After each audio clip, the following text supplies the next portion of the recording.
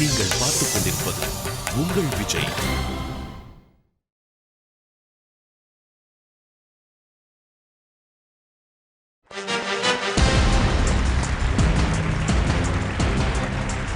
Welcome to Aachi Masala நியாரானா powered by NAC Jewellers, co-presented by Sunland.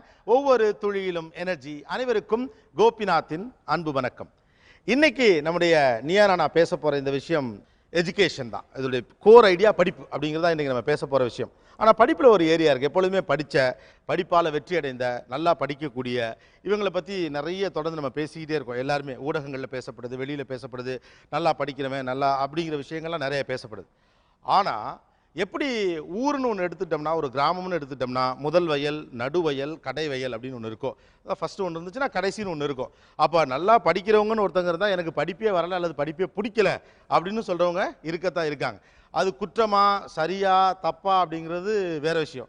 ஆனால் யதார்த்தத்தில் பார்க்குற போது முதல் வயல் இருக்கிறப்ப கடை வயல் இருப்பது போல நல்லா படிப்பு வர்றவங்க இருக்கிறப்போ, படிப்பு வராதவங்க, படிப்பு ரொம்ப பிடிச்சவங்க இருக்கிறப்போ, படிப்பு பிடிக்காதவங்க அப்படின்னு ஒரு செக்மெண்ட் இருக்கத்தான் இருக்குது. இந்த நீயானா படிப்பு வரலை அல்லது எனக்கு படிக்க பிடிக்கலன்னு சொல்லுகிறவர்களுடைய உலகம் எப்படிப்பட்டதாக இருக்கிறது, ஏன் அவங்களுக்கு அப்படி தோணுது அப்படிங்கிற ஏரியாவை பற்றி பேசலாம் அப்படிங்கிறதுக்காகத்தான் இந்த ஷோ நம்ம பண்ணியிருக்கோம்.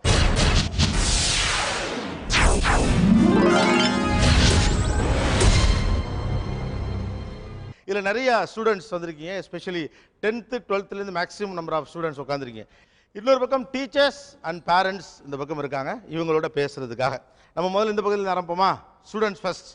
படிக்கணும்னு நினைச்சாலே எப்படி இருக்கு? தூக்கம் தான் வரும் சீரியஸா. படிக்கணும்னு நினைச்சாலே புக்கை திறந்து உட்காந்தாலே உங்களுக்கு பர்சனலாக தோன்றது? புக்கை ஓப்பன் பண்ணும் போதே எல்லாம் எப்போ பேசுகிற ஞாபகம்லாம் இப்போ வரும் சார். ஃப்ரெண்டு கூட பேசினது எல்லாம். அப்போ இன்ட்ரெஸ்ட்டாக எடுத்து புக்கை உட்காந்து படிப்போம். இந்த படிக்கும் பொழுது பக்கத்தில் ஃப்ரெண்டு ஏதோ சொல்லியிருப்பான், ஆமாம்ல அந்த மாதிரி நடந்திருக்கு அப்படின்னு சொல்லிட்டு உடனே அந்த இமேஜினேஷனில் போய்ட்டு வேற வேற ஞாபகங்கள் தான் வருது. 5 நிமிஷம் படிப்போம் சார். டக்குன்னு ரொம்ப நேரம் படிச்சோம், பிரேக் எடுத்துக்கலாம்னு சொல்லிட்டு போயிட வேண்டியது சார். 5 நிமிஷத்துல பிரேக். 5 நிமிஷம் படிச்சாலே பிரேக் தேவை. ஆமாம் சார். ஓகே. பக்கத்தில் ஒரு கொஸ்டின் படிப்பேன், அதுக்கப்புறம் ஒரு பாட்டு பாடுவேன். அந்த மாதிரி டைவர்ட் ஆகும் மைண்ட். டைவர்ட் ஆகும். சூப்பர். ஒரு 5 நிமிஷம் படிச்சா தண்ணி குடிக்கணும்னு தோணும், அடுத்து வெளியே போகணும்னு தோணும், வெளியே போனா ஏதாச்சும் பசங்க இருந்தா அப்படியே பசங்க கூட விளையாண்டுறணும்னு தோணும். அப்படியே மைண்ட் டைவர்ட் ஆகி படிக்க பிடிக்காது. சூப்பரா பேசுறாப்ல. படிக்கணும்னு நினைச்சோன்னே நீங்க கேட்ட மாதிரி அதை தவிர எல்லாமே தோணும். அது தவிர எல்லாமே தோணும். பாடணும்னு தோணும், பாட்டு கேட்கணும்னு தோணும், டிவி பார்க்கணும்னு தோணும், வெளியில போகணும்னு தோணும், எல்லாமே தோணும். அங்க இம்பார்ட்டன்ட் அப்படின்னு நாங்க மார்க் பண்ணிருப்போம், அதையாவது படிக்கணும்னு நினைப்போம், அதுவும் படிக்க முடியாது. ரொம்ப கஷ்டமா தோணும். பக்கத்துல புது படம் எது ரிலீஸ் ஆகுதுன்னு அந்த இதுல யோசனை படிக்க உட்காந்தாலே சினிமா ஞாபகம் வரும். படிக்கணும்னு நினைச்சாலே ஒரு இது படிக்கணும் வரும் சார். ஆனால் டிவியில் இந்த ப்ரோக்ராம் போடுறாங்க, அதை பார்க்கணும். திடீர்னு இந்த அம்மா வந்து இப்படி பண்ணிட்டாங்க, படிக்க உட்கார வச்சுட்டாங்க, இந்த ப்ரோக்ராம் நான் பார்க்கணும்னு சொல்லிட்டு இருந்தேன், ஆனால் படிக்க உட்கார வைக்கிறாங்க அப்படின்னு ஒரு டிவி ப்ரோக்ராம் மேல டிவி ப்ரோக்ராம் போய்டும். ஓகே. பக்கத்துல படிக்க உட்காந்தோடனே என் ஃப்ரெண்டு படிச்சிருப்பானா, ஃப்ரெண்டுக்கு ஃபோன் பண்ணி கேட்குறது, டேய் படிச்சியாடா? இல்லைடா வெளியே இருக்கேன். ஓகே நானும் படிக்கல. அவனும் படிக்கல, நம்மளும் படிக்க வேண்டாம். நம்ம எதுக்கு படிக்கணும்? ரைட்டு. பக்கத்துல அவங்க படின்னு சொல்லும் போது எப்படா புக்கை மூடி வைப்போன்னு ஒரு தாட் வரும். எப்போ முடிப்போம் அவங்க சொல்லும் போது எப்போ முடிச்சிடலாம், இப்போ ஃபஸ்ட்டு ஓப்பன் பண்ணும் போதே எப்போ நம்ம முடிப்போம் அந்த தாட் தான், புக்கை மூடுவோம் அந்த தாட் தான் மனசுக்கு வரும். பக்கத்தில் இந்த படிக்கிற நேரம் வந்தாலே உங்களுக்கு எப்படி இருக்கும்? 6 மணிலாம் ஆனால் எனக்கு தூக்கம் தான் வரும். ஏன்னா புக்கை தோந்தாலே பெரிய பெரிய ஆன்சராக இருக்கும், அது படிக்கவே தோணாது. எனக்கு வெளியே தான் போய் விளையாட தோணும். பெரிய பெரிய ஆன்சராக இருக்கு, கஷ்டமா இருக்கு. பக்கத்தில் படிக்கிற நேரம் வந்தாலே என்னெல்லாம் ஓடும்?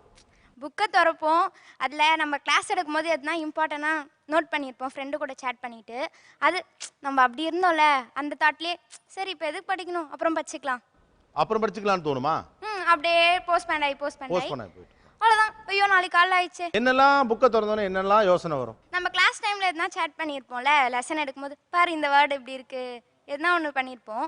அந்த வேர்ட் வந்து அந்த அந்த நோட்டில் நம்ம நோட் பண்ணது நம்ம ஃப்ரெண்டு கூட அப்படிலாம் சேட் பண்ணோம்ல, அப்படியே அந்த தாட்லேயே போயிடும். ஸோ அந்த டைம் நான் வந்து புக்கு திறக்கும் போது என்ன பண்ணுவேன்னா, அம்மா வந்து ஏதாச்சும் சமையலில் செஞ்சு வச்சுருப்பாங்க, எப்படா அது நைட் ஆகிட்டு எப்படா சாப்பிட தோணும் அப்படின்னு ஃபுல்லாக அந்த இதுலேயே இருப்பேன். அதனால மைண்டு டைவர்ட் ஆகிடும், டைம் போய்கிட்டே இருக்கும். அப்போ வந்து நைட் 8 o'clock ஆயிடுச்சுன்னா அம்மா கேட்பாங்க என்ன படிச்சு அப்படின்னு சொல்லிட்டு புக்கை எடுத்து வச்சுட்டு கேட்பாங்க. நான் கேட்பேன் என்ன சமையல் செஞ்சு வச்சுருக்கீங்க அப்படின்னு கேட்பேன். உனக்கு படிக்கிறதோட சமையல் தான் முக்கியமா அப்படின்னு சொல்லிட்டு என்னை திட்டிகிட்டு இருப்பாங்க.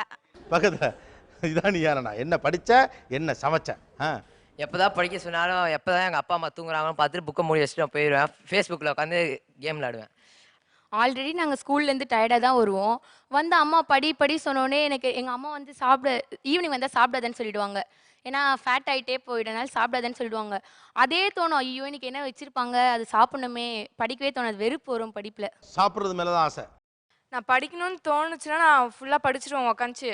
சப்போஸ் நான் படிக்க உட்காரும்போது என் தம்பி டிவி போட்டேன்னா அப்படியே அதுலேயே கான்சென்ட்ரேட் ஆகி புக்கை க்ளோஸ் பண்ணி டிவி பக்கத்தில் டிவி ஓடிச்சுன்னா காது அங்கேயே போகுது. ஓகே, பக்கத்தில் படிக்க போகும்போது 5 நிமிஷம் படிக்கலாம் சார். அதுக்கப்புறம் அப்படியே ஒரு வேர்ட் டவுட்டு கேட்குற மாதிரி அம்மாட்ட போய் அப்படியே கதை பேச வேண்டியது.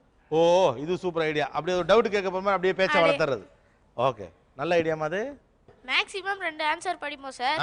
அதுக்கப்புறம் எப்போ இந்த டேர்ம் முடியுமோ எப்போ புக்கை தூக்கி போடலான்னு அப்போ தான் சார் தோணுமே. ஓ, 2 ஆன்சர் படிச்ச உடனே 5 நிமிஷத்துக்குள்ளே டயர்ட் ஆகிறீங்களப்பா? எனக்கு என்ன தோணும்னா, அம்மாவை கூப்பிட்டுட்டே இருக்கணும் உள்ளே இருந்துட்டு. எனக்கு வந்து அந்த இதில் வந்து லிசன் பண்ண முடியாது, கான்சன்ட்ரேட்னு இருக்காது. எங்கள் அம்மா அம்மான்னு கூப்பிட்டுட்டே இருப்பேன். அந்த லிசனில் வந்து எனக்கு அது கான்சன்ட்ரேஷன் ஆகாது, அப்படியே வேற எங்கேயோ போகும், டைவர்ட் ஆகும். ஏன் அப்படி கூப்பிட்டுட்டே இருக்கீங்க? அப்பதான் ஏதாவது சும்மா டைம் பாஸ் பண்ற மாதிரி டயத்தை கடத்தலாம். படிக்க விடாது. படிக்காம பக்கத்துல புத்தகத்தை திறந்தாலே என்ன தோணுது? புத்தகத்தை திறந்தாலே என்ன அடுத்து என்ன ஃபங்க்ஷன் வருது, எப்போ நம்ம வெளில கூட்டு போவாங்க, எப்போ வெளியில் அப்பாவோட போகலாம், தம்பி நம்ம படிக்கிறோம், தம்பி டிவி பார்த்துட்டு இருக்கான், என்ன நியாயம் இது அப்படிலாம் தோணும்.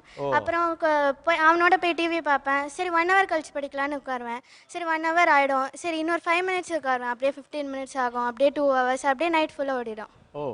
ஜெனியூனாக பேசுமா? ஏன்னா இமேஜினேஷன்லேயே வாழ்றது. அடுத்து எப்படா ஃபங்க்ஷன் வரும், இவங்க ஃபங்க்ஷனுக்கு போகலாம், இந்த ட்ரெஸ் போட்டுக்கலாம். படிக்கிறத விட்டுட்டு வெளியே புக் எடுத்து படிக்கணும்னு போவோம். ஆனால் அது நம்மளுக்கு ஞாபகம் வராது. வெளியே எங்கேயாவது போய் வெளியே என்ன இருக்குன்னு அதை தெரிஞ்சுக்கலான்னு தான் தோணுமே தவிர இந்த படிப்பை படிக்கணும்னு தோணாது. வெளியில் போகணும்னு தோணும். பக்கத்தில் கரெக்டாக 7 மணிக்கு உட்காரனா எனக்கு பிடிச்ச சீரியல் எப்போ ஆரம்பிக்கும் அப்படின்னு சொல்லிட்டு அதுக்காகவே வெயிட் பண்ணிட்டு இருப்பேன். ஒரு 5 minutes அந்த மாதிரி தான் படிப்பேன். அதுக்கு மேலே படிக்க மாட்டேன். கரெக்டாக எனக்கு பிடிச்ச சீரியல் பார்த்துட்டு அப்படியே கொஞ்சம் அம்மா கிட்ட பேசி டைம் ஃபுல்லாக பாஸ் பண்ணிடுவேன். அந்த சீரியல் பார்க்கறதுக்கு முன்னால் கொஞ்சம் படிக்கிற மாதிரி பாஸாங்க தான் பண்ண முடியுது. அது வேற ஒன்றும் பண்ணுறதில்ல. ஓகே, இதெல்லாம் இவங்க சைட். இந்த பக்கம் கூடிய பேரண்ட்ஸ் மட்டும் எனக்கு சொல்லுங்கள். டீச்சர்ஸ் நான் அப்புறமா வரேன். பிள்ளைங்களை எப்படி படின்னு நீங்கள் சொல்வீங்க? நீ இப்போ படிக்க போறியா இல்லை உனக்கு சாப்பாடு கொடுக்க மாட்டேன், சாப்பாடு வேணும்னா நீ இந்த ஹோம்ஒர்க்கை முடிச்சா மட்டும்தான் உனக்கு சாப்பாடு அப்படின்னு சொல்லியிருக்கேன். ரைட், சாப்பாடு வேணும்னா ஹோம்ஒர்க்கை முடிக்கணும். வேற ஸ்போர்ட்ஸில் இன்ட்ரெஸ்ட்டு.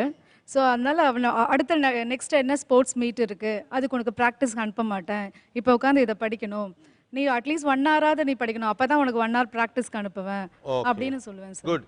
பையனுங்களை அல்லது உங்கள் வீட்டு பிள்ளைங்களை படிக்க வைக்கிறதுக்கு நீங்கள் என்னென்னலாம் ஸ்டெப் எடுக்கிறீங்க?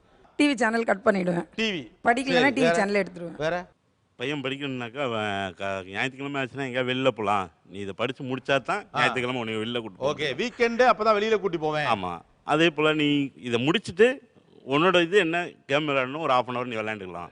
உன் தங்கச்சி கூட பார்ட்னர் போட்டு 1/2 hour விளையாடலாம். அதுக்கப்புறம் நீ ஃப்ரீ எல்லாம் முடிச்சுட்டு வெளில வந்துட்டீங்கன்னா சைக்கிள் எடுத்துகிட்டு கிரவுண்டில் போய் நீ இது பண்ணலாம். அப்படி இல்லைன்னா கொடுக்க மாட்டான் சைக்கிள். வேற அவன் ஸ்கூல்லேருந்து வந்த உடனே செல்ஃபோன் தான் எடுத்துப்பான். அதனால் செல்ஃபோன் சார்ஜர் இல்லாமல் எப்பயுமே சுத்தமாக சார்ஜ் போடாமல் வச்சுருப்பேன். அதனால் அந்த சார்ஜ் ஆன உடனே நீ படிப்பா, அது வரலும் கொஞ்ச நேரம் அந்த ஃபோன் சார்ஜ் ஆகட்டும்னு விட்டுடுவேன். ஸோ அதுக்கப்புறம் நீ செல்ஃபோன் எடுத்துக்கலாம். எடுத்துக்கலாம். வேற நான் ரொம்ப கோவப்படுவேன். கோவப்படுற மாதிரி நடிப்பேன். நான் கோவப்படுறத பார்த்தோன்னே அவங்க ஆட்டோமேட்டிக்காக 2 பேரும் போய் அவங்க ரூமில் போய் செட்டில் ஆகிடுவாங்க படிக்கிறதுக்காக. சார் என் பொண்ணுக்கு வீட்டு வேலைலாம் செய்யணும் ரொம்ப கஷ்டம் சார். அவளுக்கு ஸ்கூல்லேருந்து வந்த உடனே பாத்திரம் கழுவு இல்லை வீட்டை பெருக்குன்னா ஆட்டோமேட்டிக்காக எடுத்துன்னு போய் புக் எடுத்து போய் உட்காந்துருவா சார். அவள் படிக்கிறாளே இல்லையோ ஆனால் புக் எடுத்து வீட்டு வேலை சொன்னால் படிக்க உட்காந்துருவா சார். அந்த தெரியும் அவளுக்கு. இது ஒரு நல்ல ஐடியா. வேற சார் நான் சொல்லுவேன், நீ வந்து படிச்சினா நீ நினைக்கிற சீரியல் நீ பார்க்கலாம், நான் விடுறேன் அப்படின்னு சொல்லுவேன். ஆனால் அது என்ன பண்ணோம், சரி படிக்க. ரொம்ப அன்ஃபார்ச்சுனேட்டான விஷயம் என்னன்னா, நம்மளுக்கு நம்ம இப்போ இருக்கக்கூடிய இந்த சிஸ்டமுக்கு பிள்ளைங்களை புரிபடலையோன்னு தோணுது. 1. 2வது, நீங்கள் எல்லாரும் ஒரு சிஸ்டமுக்கு பதிலாக ஏதோ ஒரு தண்டனையோ அல்லது ஒரு ஆஃபரையோ கொடுத்துக்கிட்டு இருக்கீங்க. ஆக்சுவலாக நம்ம எல்லாரும் பிள்ளைகளை படிக்க உட்கார வைக்கணுங்கிறதுக்காக செய்து கொண்டிருக்கக்கூடிய இந்த ஷார்ட்கட்ஸ் எல்லாமே ரொம்ப ஆபத்தான ஷார்ட்கட். இது ஒருத்தனை படிக்கணுங்கிற எண்ணத்தை நோக்கி நகர்த்துவதற்கு பதிலாக அதை மறுபடியும் அவனுக்கு ஒரு தண்டனையாக தான் கொடுத்துக்கிட்டே இருக்கு. இன்றைக்கி இருக்கக்கூடிய சூழ்நிலைகளை மாணவர்களை படிக்க விடாமல் தடுக்கக்கூடிய காரணிகள், டிஸ்ட்ராக்ஷன்ஸ் ஃபேக்டர்ஸ் என்னென்ன அப்படின்னு சில விஷயங்களை கேட்டுட்ருக்கோம். ஏன்னா இன்றைக்கி பசங்களுக்கு அதிக டிஸ்ட்ராக்ஷன் இருக்குது அப்படின்னு சொல்லப்படுது. அதே நேரத்தில் அவங்க எதிர்பார்ப்பதை விட அதிகமாக படிக்க வேண்டுங்கிற ஒரு சூழலும் இங்கே இருக்குது. ஸோ இவங்களுடைய உண்மையான டிஸ்ட்ராக்ஷன்ஸ் என்னென்ன தொடர்ந்து பேசலாம் ஒரு சிறிய இடைவேளைக்கு பிறகு. இது Aachi Masala Neeya Naana powered by NAC Jewellers co presented by Sunland, ஒவ்வொரு தொழிலும் எனர்ஜி.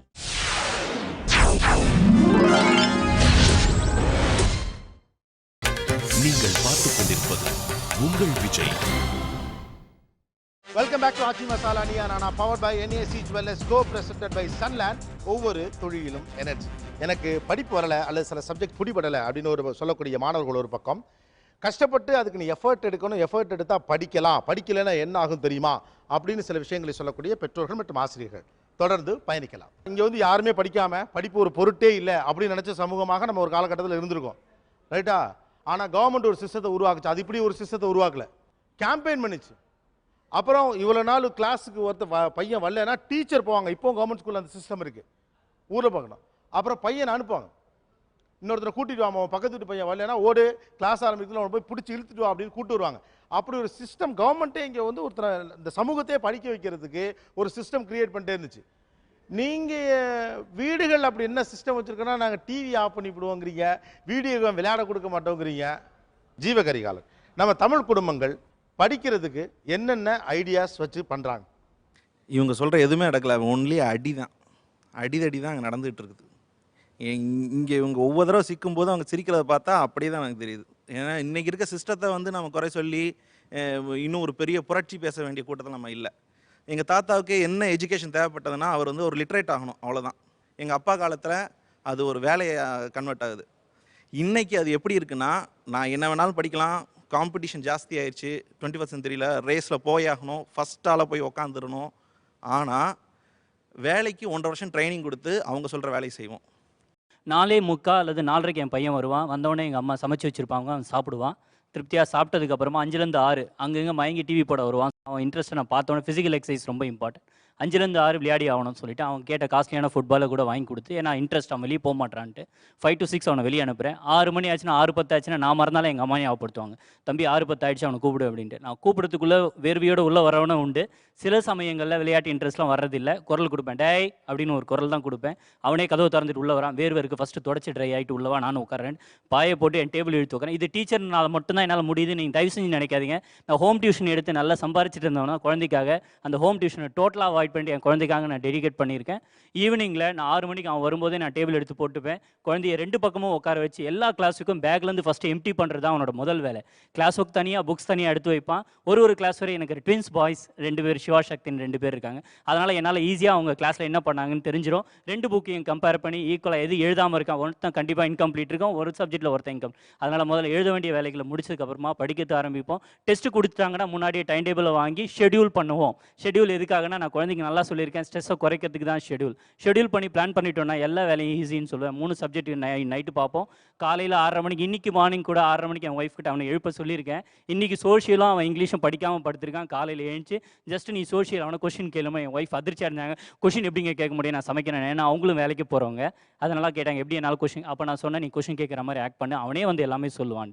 நீங்கள் நம்ப மாட்டீங்க, நேற்று அவன் சயின்ஸில் வந்து ஃபன் அண்ட் மேக்னட்டிசம்னு ஒரு டாபிக் படிக்கணும்னு மெசேஜ் சொல்லியிருக்கான் அப்படின்னு அவன் சொன்னான். அது ரிலேட்டடாக அவனுக்காக வேற ஒரு புக்கு, ஸ்கூல் புக் எடுக்கிறதுக்கு அவனுக்கும் கொஞ்சம் சிரமம் தான். வேற ஒரு புக் எடுத்து காட்டினான். நான் டேடி சொன்னேன், டே இந்த புக்கு என்ன சம்மந்தம்னு கேட்டேன். அப்பா இது ஃபன் வித் மேக்னெட். அப்போ அந்த புக்கை படிக்கணும்னா நீ ஃபர்ஸ்ட் புக்கில் என்ன படிச்ச நீ எனக்கு சொல்லிடு, ஃபர்ஸ்ட் சயின்ஸ் மிஸ் வேலையை நான் முடிச்சிடுறேன், அதுக்கப்புறமா you can go for that book. So ஆக்சுவலாக இவர்கிட்ட ஒரு சிஸ்டம் இருக்குது, ஆனால் இன்ட்ரெஸ்டிங்லி அவர் ஒரு டீச்சரும் கூட. ஸோ ஒரு டீச்சராக இருக்கிறதுனால ஹி ஹாஸ் அ சிஸ்டம். உங்களை படிக்க வைக்க வீட்டில் என்ன பண்ணுறாங்க? சாயங்காலம் 7:30லேருந்து 10 வரைக்கும் வீட்டில் படிக்க சொல்லுவாங்க. கண்டிப்பாக படிக்கணும், வேற எந்த டைவர்ஷனும் இருக்கக்கூடாது, படிச்சுக்கினே தான் இருக்கணும். ஓகே, 7:30 to 10 படிக்கணும் அப்படின்னு ஒரு சிஸ்டம் இருக்கு. வேற இப்போ எங்கள் வீட்டில் வந்து சாயங்காலம் 6 மணி வரைக்கும் விளையாட விடுவாங்க. விளையாடிட்டு வந்து கை கால் மூஞ்சி கழுவுறதுக்குள்ளே அந்த டைமில் படிக்க உட்கார மாட்டேங்கிற பேர், என்ன பண்ணுற போ உட்காரு படி அப்படின்னு சொல்லுவாங்க சார். அதுக்கப்புறம் நம்ம படிக்கலைன்னா கூட அதுக்கப்புறம் ஒரு சொல்லி கொடுத்துட்டு போயிடுவாங்க. எங்கள் அம்மா டீச்சர் தான், எங்கள் அம்மா சொல்லி கொடுத்துட்டு போயிடுவாங்க. சொல்லி கொடுத்துட்டு போனோடனே என்ன படித்த நீனு அது திருப்பி சொல்லுவாங்க. 6 மணிக்கு படிக்க உட்கார வச்சுருவாங்க, விளையாடி முடிச்சோடனே டியூஷனில் சேர்த்து விட்டுருவாங்க. வேற ஸ்கூலை விட்டு 5 மணிக்கு வருவேன். 5 மணிக்கு வந்தோடனே கை கால் மூஞ்சிலாம் கழுவிட்டே உட்காரணும். உட்காந்து படிக்கணும்னா ஆணி அடித்த மாதிரி 6 மணிலேருந்து 10 மணி வரைக்கும் படிக்கணும். 6லேருந்து 10 வரைக்கும் படிக்கணும்னு வீட்டில் ஒரு கணக்கு இருக்குது. நைட்டில் வந்து ஒரு 6 to 8 வரைக்கும் படித்தா போதும். காலையில் எழுந்து ஒரு 4 to 5 1 hour படித்தா போதும். அதுவே ஒரு சிஸ்டமாக நான் இது செய்வீங்களா பண்ணிட்டு அதை? காலையில ஈவினிங் வந்து 6 to 8, காலைல ஒரு 4 to 5 3 to 5 இல்லை அப்படி வச்சு படிப்பேன் நான். அதான் என்னோட சிஸ்டம்.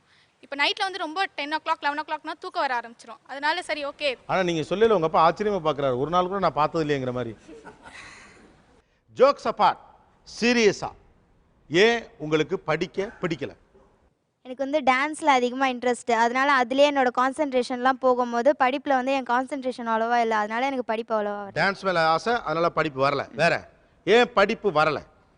இன்ட்ரெஸ்ட் இல்லை. இப்போது ஒரு சப்ஜெக்ட் நான் பிடிச்சி படிக்கிறேன், நான் எக்ஸ்பெக்ட் பண்ண மார்க் வரலன்னா அது போயிடுது. சார் நான் எதிர்பார்த்த மார்க் வரலையே, எதுக்கு படிக்கணும்னு தோணுது, அதனால இன்ட்ரெஸ்ட் வர மாட்டேங்குது. இன்ட்ரெஸ்ட் வர மாட்டேங்குது. ஓகே, அது வரல சார். வரல, அது கூட ஓகே. வரல. எனக்கு வந்து கிரிக்கெட் ஆட தான் ஆசை, அதனால எனக்கு படிக்கவே பிடிக்காது. கிரிக்கெட் விளையாட தான் ஆசை. அதில் கிரிக்கெட்டில் பெரிய ஆள் ஆகணும்னு தாங்க.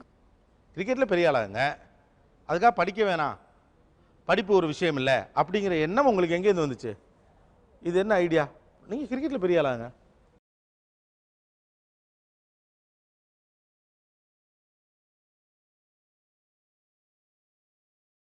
வேற ஏன் படிப்பு வரல? வேர்ட்ஸ் ரொம்ப கஷ்டமாக இருக்குது சார். வேர்ட்ஸ் ரொம்ப கஷ்டமாக இருக்கு. என்ன மாதிரி இருக்கு? ஹிஸ்ட்ரியில் ரொம்ப கஷ்டமாக இருக்குது சார். எந்த வேர்ட்லாம் கஷ்டமாக இருக்கு? அவங்க பேர்லாம் பழைய பேர்லாம் ரொம்ப ரொம்ப கஷ்டமாக வச்சுக்கிறாங்க. பழைய பேர்லாம் படிக்க கஷ்டமாக இருக்கா? ஓ ஓகே. சம் பெருசாக இருந்தாலே எனக்கு பயம் வந்துடும். இவ்வளோ பெரிய சம் போடணுமா எக்ஸாமில், ஏதாவது மிஸ்டேக் வருமா நடுவில், இல்லை நீ போடுறதுல கேல்குலேஷன் ஏதாவது கேல்குலேட்டரில் ஏதாவது பண்ணுவோம் பயமாக இருக்குது. ஓகே சார் படித்தாலே மறந்து போயிடுது சார். படித்தா மறந்து போயிடுது. அதனால என்னால் படிக்க முடியல, ஏன் தான் படிக்கணுமோன்னு தோணுது. ஓகே, படித்தாலே மறந்து போயிடுது. ஒரு கெமிஸ்ட்ரி ஈக்குவேஷன் வச்சுக்கோங்களேன், அது என்னதான் போட்டு பார்த்தாலும் மறக்குது, அது எப்படி மறக்குதுன்னே தெரியல. ஒரு 2 வாட்டி 3 வாட்டி போட்டு பார்த்தாலும் அப்போ கூட அடுத்த நாள் கேட்டிங்கன்னா மறந்துடும். அந்த மாதிரி ஒரு இது. Okay correct. வேற ஏன் படிப்பு வரல? பிஸ்னஸ் மேக்ஸ் வந்து நல்லாவே போட்டு பார்ப்பேன், எவ்வளோ நேரம் வேணால் போட்டு பார்ப்பேன். ஆனால் எக்ஸாம் ஹால் போகிற வரையும் எல்லாமே மனப்பாடம் இருக்கும். அந்த கொஷின் பேப்பரை பார்த்த உடனே அந்த கொஷினுக்கு என்ன ஃபார்முலான்றதே மறந்துடும். அந்த ஃபார்முலாலாம் முன்னாடியே படிச்சிருப்பேன், அந்த கொஷினுக்கு ஒர்க் அவுட் கூட பண்ணியிருப்பேன். ஆனால் அந்த கொஷின் பேப்பர் பார்த்த உடனே மொத்தம் மறந்துடும். கொஸ்டின் பேப்பரை பார்த்தோன்னே மறந்துடுது. ஓகே, வேற ஏன்? வேற என்ன ஏன் படிப்பு வரல? சிங்கிங்கில் இருக்க இன்ட்ரெஸ்ட் படிப்பில் இல்லை எனக்கு. சிங்கிங்கில் இருக்க இன்ட்ரெஸ்ட் படிப்பில் இல்லை. ஏன் இல்லை?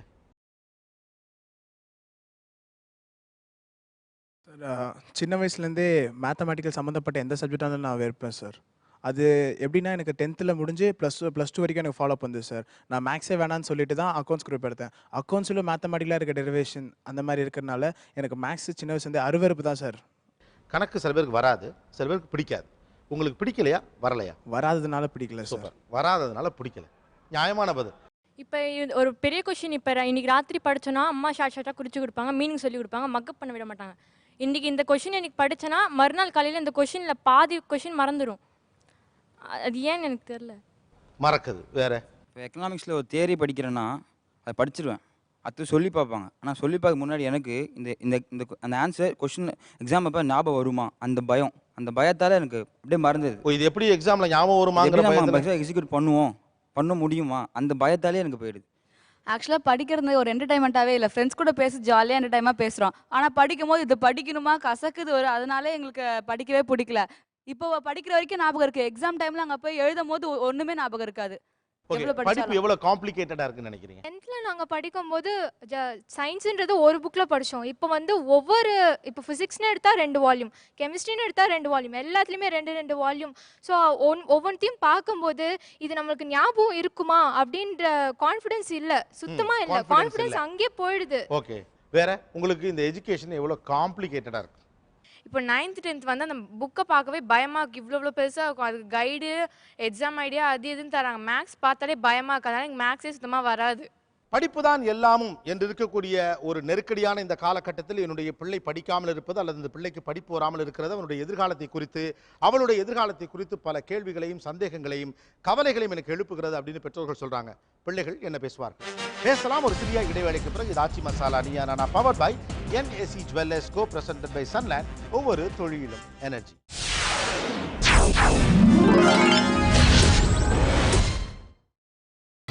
நீங்கள் பார்த்துக் கொண்டிருப்பது உங்கள் Vijay. Welcome back to Aachi Masala Neeya Naana, powered by NAC Jewellers, co-presented by Sunland. ஒவ்வொரு தொழிலும் எனர்ஜி. இன்றைக்கு இருக்கக்கூடிய இந்த கல்வி முறையால தான் எங்களுக்கு படிக்க முடியல அப்படின்னு சில விஷயங்கள் எல்லாம் பிள்ளைகள் சொல்கிறாங்க. நம்ம விரும்பினாலும் விரும்பாட்டி இன்றைக்கி இருக்கக்கூடிய அவைலபிள் எஜுகேஷன் சிஸ்டமுக்குள்ள உங்களுக்கு படிப்பு ஏன் பிடிபடலை அப்படிங்கிற ஒரு கேள்வி வச்சு தான் இந்த ஷோ நம்ம தொடர்ந்து பேசிகிட்டு இருக்கிறோம். அவர்களுடைய சோம்பேறித்தனமும் பொறுப்பற்ற சில சிந்தனைகளும் தான் அதுக்கு காரணம் அப்படின்னு இந்த தரப்பில் நம்பப்படுது. ஆனால் அதை தாண்டி உண்மையான காரணங்கள் என்னவாக இருக்க முடியும்? பேசலாம். உங்கள் பாடம் எவ்வளோ காம்ப்ளிகேட்டடாக இருக்குது? மேக்ஸில் ஃபார்முலாஸ் தான், இன்டெகிரல் ஃபார்முலா, இது டிஃப்ரென்ஷியேட் ஃபார்முலா, மொத்த ஃபார்முலாவும் ஞாபகம் வச்சுக்கிறதுக்கு டைமே இல்லை. படிக்கிறதுக்கு அது டைம் இல்லை. அதுக்கப்புறமா ஒன் வேர்ட்ஸ் வேறு அதுக்கு படிக்கணும். சுத்தமாக டைமே இல்லை. இந்த டைம் இல்லைங்கிற கான்செப்ட் தான் புரியலை. ஏன்னா உங்களுக்கு இப்போ படிக்கிறது தான் வேலையே இல்லையா? முழுக்க டைம் அதுக்கு தான், 24 ஹவர்ஸே உங்களுக்கு அதுக்கு தான். உங்கள் பழைய மாதிரிலாம் உங்களுக்குலாம் பெருசாக இப்போ வீடுகளெல்லாம் வேலை இருக்கான்னு கூட தெரியலை. சார் எக்கனாமிக்ஸ் எடுத்தோம்னா அங்கே தியரியும் இருக்கும், ஸ்டாட்டிஸ்டிக்கல் வேல்யூஸும் இருக்கும் அண்ட் டயக்ராமும் இருக்கும் சார். ஸோ நம்ம தியரியை மகப் பண்ணுறோம் சார், தென் ஸ்டாட்டிஸ்டிக்ஸ்க்கும் வந்து பண்ணுறோம் சார். அப்போது நெக்ஸ்ட் லெவலான டயக்ரத்துக்கு போகும்போது டயக்ராம் சிமிலாரிட்டிஸ் இருக்கும் சார் சில இடத்துல. அப்போது நம்மளுக்கு அந்த இடத்துல தோணும் சார், ஒருவேளை இந்த டயக்ராம் பதிலாக அந்த டயக்ராம் போட்டுருவோமோ, எழுதுறது எல்லாம் வேஸ்ட் ஆயிருமோன்னு சொல்லிட்டு நம்மளுக்குள்ளே ஒரு பயம் வரும்போது அந்த சப்ஜெக்ட் மேலே இருக்கிற ஒரு ஈர்ப்பு கம்மியாகுது சார். வேற பாடம் எவ்வளோ டஃப்பாக இருக்குது? உங்களுடைய சப்ஜெக்ட்ஸ்லாம் எவ்வளோ டஃப்பாக இருக்குது? ஃபிசிக்ஸ் கெமிஸ்ட்ரி மேக்ஸ் ரொம்ப டஃப்பாக இருக்குது. கண்டிப்பாக நம்மளுக்கு என்ன தான் இது பண்ணாலும் வராது. ஓகே. நம்ம ஈக்குவேஷன் பண்ண இப்போ வந்து நம்ம ஃபிசிக்ஸ் கெமிஸ்ட்ரி மேக்ஸில் வந்து ஓனாக கதை அடிக்க முடியாது. அதுவே இங்கிலீஷ் நம்மளனா ஓனாக கதை அடிக்கலாம். இதில் வந்து கதைலாம் அடிக்க முடியாது. நம்ம அதில் இருக்கிறது தான் எக்ஸாக்டாக எழுதணும். ஓகே, அப்போ டஃப்பாக இருக்குது. டஃப்பாக இருக்குது. ரைட். வேற ஃபிசிக்ஸில் ஒரு ஃபார்முலா, கெமிஸ்ட்ரியில் ஒரு ஃபார்முலா, மேக்ஸில் வேறு ஃபார்முலா. இந்த 3 ஃபார்முலாவும் குழம்புனாலே எந்த ஃபார்முலா எதுக்கு வரணும்னு மறந்து. ஓ, சப்ஜெக்ட் குழம்புது இல்லை, ஃபார்முலாஸ் குழம்பிடுது. ஓகே. கம்மி மார்க் எடுத்தாலே 10th எப்படி பாஸ் ஆவேன், இப்போவே இப்படி பண்ணுறேன்னா 10th எப்படி பாஸ் ஆவேன்னு பயமுறுத்திடுறாங்க சார். 10th பற்றி எப்படி பயமுறுத்துறாங்க உனக்கு? பப்ளிக் எக்ஸாம்லாம் ரொம்ப கஷ்டமாக இருக்குன்னு சொல்கிறாங்க சார். வேறு ஸ்கூல்லேருந்து கொஸ்டின் பேப்பர் வருமா, வேறு ஸ்கூலில் போய் எழுதணுமா, பிட்டெல்லாம் எழுதி வைக்க முடியாத பெஞ்சில். வேற என்னலாம் சொல்கிறாங்க? 12th காலேஜ்லாம் இப்படி தான் போவியோ, அப்படி எப்படி தான் பாஸ் ஆவியோ அப்படிலாம் பயமுறுத்திடுறாங்க சார். 8th படிக்கிறப்பவே இதெல்லாம் சொல்லியிருக்காங்க உங்களுக்கு. இப்போ 8th படிச்சுட்டு இருக்கீங்கல்ல, இப்போ உங்களுக்கு எப்படி இருக்குது இதை பற்றி நான் கேட்குறப்போ? சொன்னோன்னே பயமாக இருக்குது சார், தலைலாம் வலிக்க ஆரம்பிச்சது சார். ஓகே, இந்த 10th எக்ஸாம் எல்லாருமே கூட சொல்லுங்க, இந்த 10th 12th பற்றி எப்படிலாம் பயமுறுத்துறாங்க? 10th கம்மி மார்க் எடுத்தேன்னா கல்யாணம் பண்ணி வச்சிருவேன், மிரட்டுவாங்க. ஓ, இது உண்டு. கல்யாணம் பண்ணி வச்சிருவேன், அந்த மாதிரி மிரட்டினோடனே அவள் தான் நம்மளுக்கு ஆட்டோமேட்டிக்காக ஆடிடும். கம்மி மார்க் எடுத்தா கல்யாணம் பண்ணி வச்சிருவாங்க. வேற நம்ம 10th படிக்கும்போது சொல்லுவாங்க அது ரொம்ப கஷ்டம் அப்படின்னு. இப்போ நம்ம 12th வந்தோன்னா 10th மாதிரிலாம் இல்லை, 12th எல்லாமே கஷ்டம் தான். நீ போய் கம்முன்லாம் உட்காந்துட்டு இருக்க முடியாது, ஓபிலாம் அடிச்சுட்டு வர முடியாது. இந்த மாதிரி சொல்றப்ப எப்படி இருக்கும் உங்களுக்கு? ஓ, அவ்வளோ கஷ்டமா இருக்குமா அப்படின்னு சொல்லுவாங்க. அதோட சீனியர் பண்ணுறது அவங்க 12th முடிச்சுட்டு இருப்பாங்க, கொஞ்சம் இதுவாக பண்ணுவாங்கன்னா ஆமாம்மா ரொம்ப கஷ்டமாக இருக்கும், படிக்கலாம் ஒன்றுமே பண்ண முடியாது, ஓ அவ்வளோ கஷ்டம் போல அப்படின்ற தாட் வரும். அப்போ திரும்பியும் போய் புக் எடுக்கலான்னு போகும்போது அவ்வளோ கஷ்டமாக இருக்குமே அந்த தாட்லேயே போயிடும். அது கஷ்டங்கிற ஃபீல் மைண்டில் ஃபிக்ஸ் ஆகிடுது. 10th 12th பற்றி இங்கே எவ்வளோ பயம் காட்டுறாங்க, என்னென்னலாம் சொல்கிறாங்க? சும்மா ரோட்டில் நடந்து போகிறப்போ நான் போவேன், ஏதோ கொலை குத்தம் பண்ண மாதிரி, டேய் நீ இங்கேடா பண்ணுற, 12th தானே நீ, என்னடா 12th படிச்சு இப்படி சுற்றிட்டு இருக்க, வீட்டுக்கு போய் படிக்கலையா, வீட்டுக்கு கீழே அப்போ தான் வருவேன். ஓ, சின்ன கடைக்கு போனால் கூட அப்போ தான் வருவேன், இங்கே என்னடா பண்ணுற நீ படிக்கலையா அப்படின்வாங்க. ஓ, 12ஆம் கிளாஸ் படிக்கணும். ஸ்கூலில் ஒரு குவார்ட்டர்லி பேப்பர் நான் எழுதுறேன், அக்கௌண்ட்ஸ் பேப்பர், அது எங்கள் மிஸ்ஸு கரெக்ட் பண்ணுவாங்க.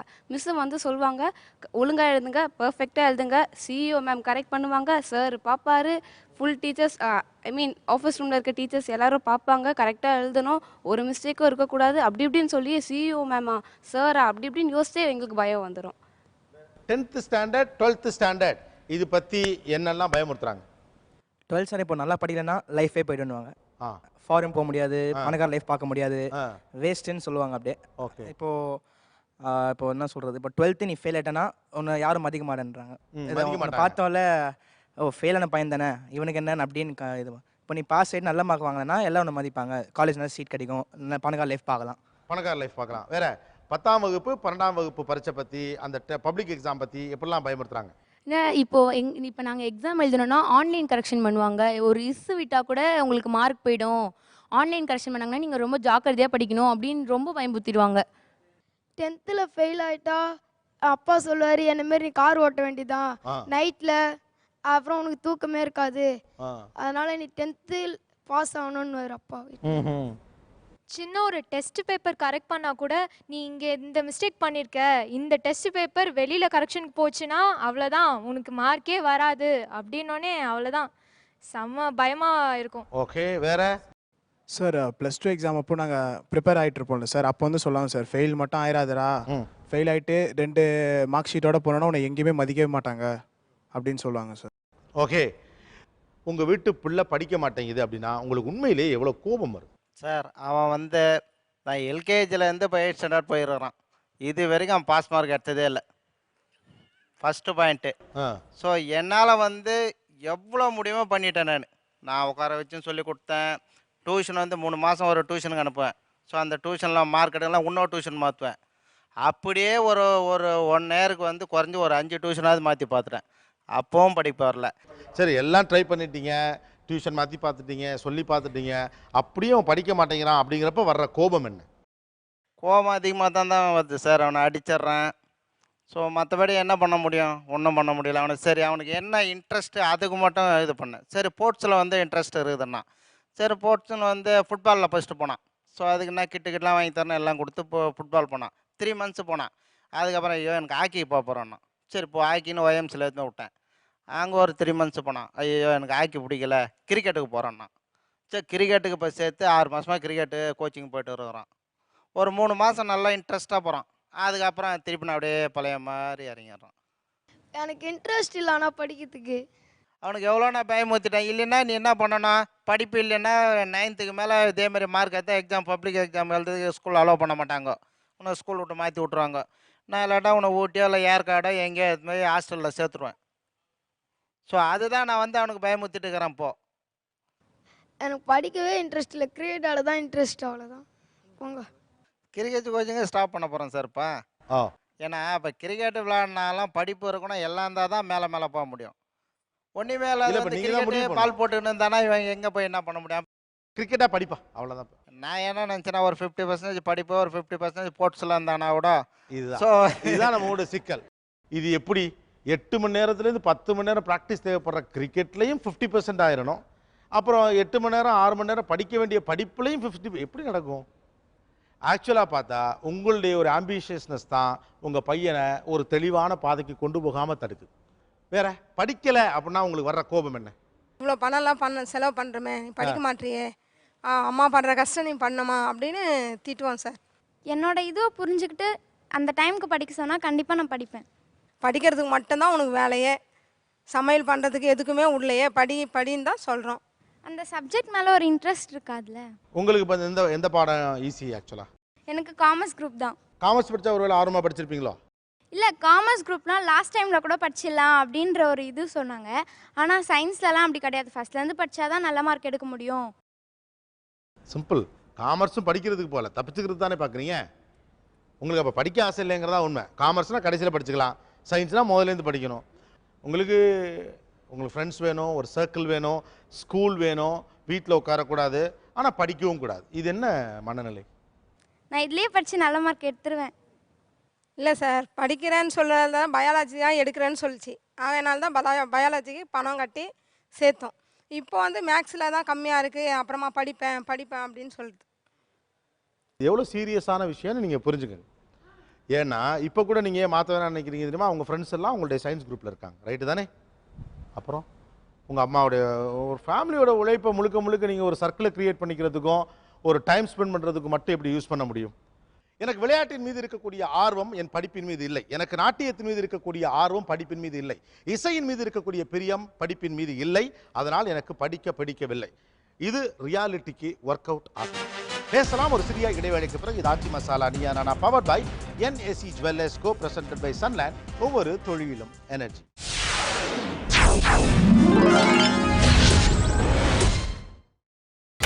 நீங்கள் பார்த்துக் கொண்டிருப்பது உங்கள் விஜய்.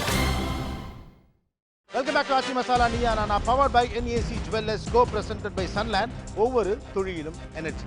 குறைந்தபட்சம் கடந்த 20-25 ஆண்டுகளாக கல்விதான் ஒரு மனிதனுடைய எதிர்கால வாழ்க்கையை தீர்மானிக்கிறது என்ற மனப்போக்கு தொடர்ந்து இங்கு பயணப்பட்டு வந்திருக்கிறது. இப்போ அது ரொம்ப அதிகம் அப்படின்னு சொல்லலாம். அப்படி இருக்கிற போது ஒரு பிள்ளை படிப்பு வராமல் இருந்தால் அல்லது படிக்க முடியாமல் இருந்தால் என்ன மாதிரியான சங்கடங்களை வீட்டுக்குள்ளும் வெளியிலும் சந்திக்க வேண்டியிருக்கிறது? பேசுவோம். படிக்கலைன்னா வர கோபம் என்ன? மற்றவர்கள் நேராக அவங்க குழந்தைகளோட பேசலாம். எல்லாம் அடிக்கலாம் போல தோணும் சார். நம்ம தான் ரொம்ப கஷ்டப்பட்டாச்சு, சரி பிள்ளைங்களாவது நல்லா படிக்கணும் அப்படின்னு 2 பேரும் CBSEல தான் படிக்கிறாங்க. பையன் கொஞ்சம் நல்லா படிப்பான், பொண்ணு கொஞ்சம் 9th வரைக்கும் கொஞ்சம் கஷ்டப்பட்டா. நானும் எவ்வளவோ ட்ரை பண்ணி படிக்க வச்சேன், அவளால் ஒன்றும் பண்ண முடியல. அதனால் டியூஷன் போட்டேன். டியூஷன்லேயும் சும்மா ஒரு நார்மலானதான் எடுக்கிறா. அது நானும் எவ்வளோ பண்ணேன். அவளுக்கு வந்து அந்த சின்னதுலேருந்து அந்த டான்ஸிங்லாம் அந்த இன்ட்ரெஸ்ட் போகுது. அது இன்ட்ரெஸ்ட் அவ்வளோவா இல்லை சார். எனக்கு டான்ஸோட படிப்பில் அவ்வளோ இன்ட்ரெஸ்ட் இல்லை. ஏம்மா டான்ஸுக்கு இன்ட்ரெஸ்டாக இருந்தால் எப்படியும் படிப்பேன். நான் தான் கஷ்டப்படுறேன்ல, புரிஞ்சுக்கோ. புரியுதா? இன்ட்ரெஸ்ட்டுன்னு வந்து டான்ஸுன்னு கிடையாது. வச்சுக்கோ, அதுவும் சைடாக வச்சுக்கோ. நீ என்னென்னா ஸ்கூல் லீவ் வருதா, 10 நாள் எக்ஸாம் லீவில் வருதா, போ டான்ஸ் கிளாஸ் போ, உன்னை வேணான்னு சொல்லலை. படி. என்ன பண்ணலான்னு உத்தேசம் சொல்லு. இந்த டென்த்துக்கு மட்டும் அதை நான் வந்து கொஞ்சம் தள்ளி வைக்கிறேன் எனக்காக. அம்மா அங்கே வந்திருக்காங்க, உன்னை கேட்டிருக்காங்க, எனக்கு மேக்ஸ் பிடிக்கல, டான்ஸ் தான் இன்ட்ரெஸ்ட்டுன்னு. எப்படி நீ சொல்லுவ? நீனு படிக்கிறப்பில் எப்படி டான்ஸில் இன்ட்ரெஸ்ட் காமிப்ப? எதுக்கு ஸ்கூல் போகிற நீனு?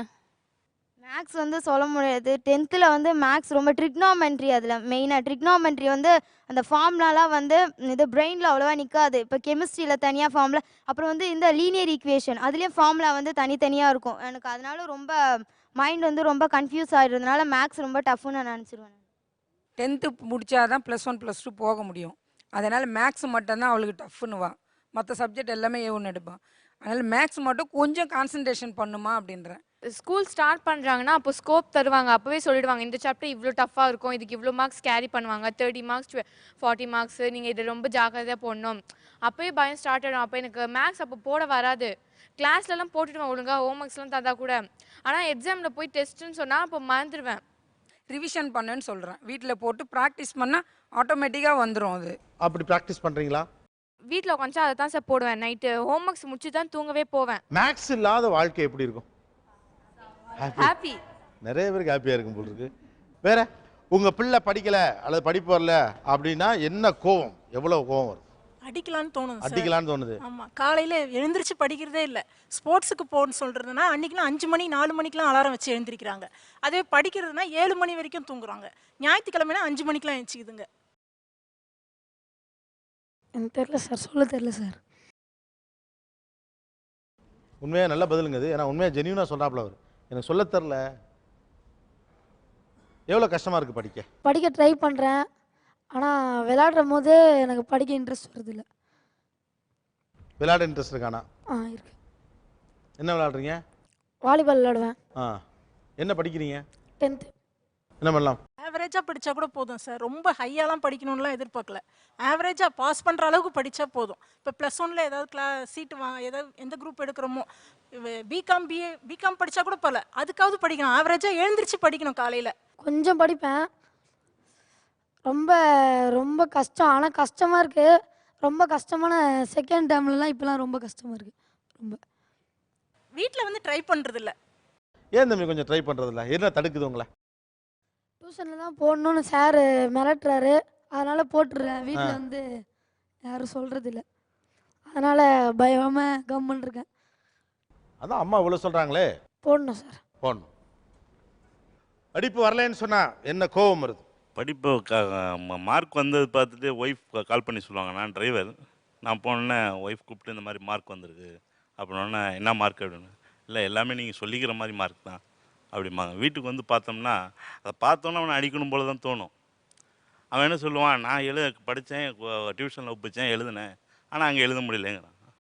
அதுக்கப்புறம் கேட்டாங்க, நான் படிக்கிறேன்னு தான் சொல்கிறான். அவளே நானும் அவனுக்கு ஒவ்வொரு ட்ரிப்பு ஃபீஸ் கட்டுறப்ப கூட காமிச்சிட்டு தான் சொல்கிறேன், கொண்டு போய் கட்டுவேன். இவ்வளோ போனால் அப்பா கொண்டு போய் கட்டுறேன், நான் படிக்காதனால தான் நீ டிரைவராக இருக்கேன், நீ படிச்சின்னா உனக்கு 4 பேர் இருப்பாங்க, அதனால் உன்னோட நலனுக்காண்டி நீ படி. மேக்ஸ் சோஷியல் தான் கஷ்டமாக இருக்குது. அதான் டியூஷனில் உனக்கு சொல்லித்தராங்க, அதை மறுபடியும் எழுதினாலும் அங்கே இதில் எழுதினா தானே, பேப்பரில் எழுதினா தானே மார்க்கை பார்த்தா தானே மற்றதெல்லாம். டென்ஷன் ஆகி சம்மு தப்பாக போயிட்டுருப்பா. டென்ஷன் ஆகி மார்க் தப்பாக, இது சம்மு தப்பாக போகிறான், நான் என்ன சொல்கிறது? நான் என்ன சொல்கிறது? என்ன டென்ஷன் இருக்கு அவனுக்கு? எனக்கு ஒன்றுமே புரியல. கொஸ்டின் பேப்பரை பார்த்தா டென்ஷன் ஆயிரும்பா. கொஸ்டின் பேப்பரை பார்த்தா டென்ஷனா? என்ன டென்ஷன்? படிக்கிறது தானே அதில் வருது. இல்லைப்பா, இதுகளே ரொம்ப கஷ்டமான சம்மா பார்த்து என்ன கஷ்டமான சம்மா அதெல்லாம் விட்டுட்டு மற்றது அவங்க இவங்க அக்கா ஒருத்தங்க இருக்காங்க, அவங்க 35 மார்க் கரெக்டாக எழுதுவாங்க, ஆனால் 34 எடுப்பாங்க. ஏன்னா அந்த ஒரு இதில் கட்டாயிடும். அந்த மாதிரி இவரோட கணக்கு வந்து 36, நம்ம 35 எடுத்துடலான்னு. ஆனால் இங்கே போயிடுமே கீழே 32 31 வந்துடுமே. அப்படியெல்லாம் அதுக்கு இல்லப்பா. மேலே எழுதுறதுக்கு கை வலிக்கும் இருக்கு. அந்த மார்க் பார்க்க இதுக்கு இதில் உள்ளது பார்த்து எழுதினாவே இது எழுதினாவே ஒரு 45ஆவது வந்துடலாம். இவன் எழுதுறத பார்த்தீங்கன்னா அந்த பாதி தான் எழுதுவான். அதில் 35 40 மார்க் கவுண்டிங் பண்ணி எழுதியிருப்பான். படிப்பு வரல அப்படின்னா என்ன மார்க் பார்த்தோன்னே அற விடுவேன் சார். அற விடுவீங்க? அற விடுவேன். நான் அவன் படிக்கலன்ட்டு ரொம்ப ஃபோர்ஸ் எடுத்து அவனை அடிப்பேன். அவங்க அப்பா சப்போர்ட் பண்ணுவார். பரவாயில்ல, அதுக்காக நீ அடிக்கணுமா, கை நீட்டி அடிக்கணுமா அப்படின்ட்டு அவருக்கும் எனக்கு ப்ராப்ளம் வரும்.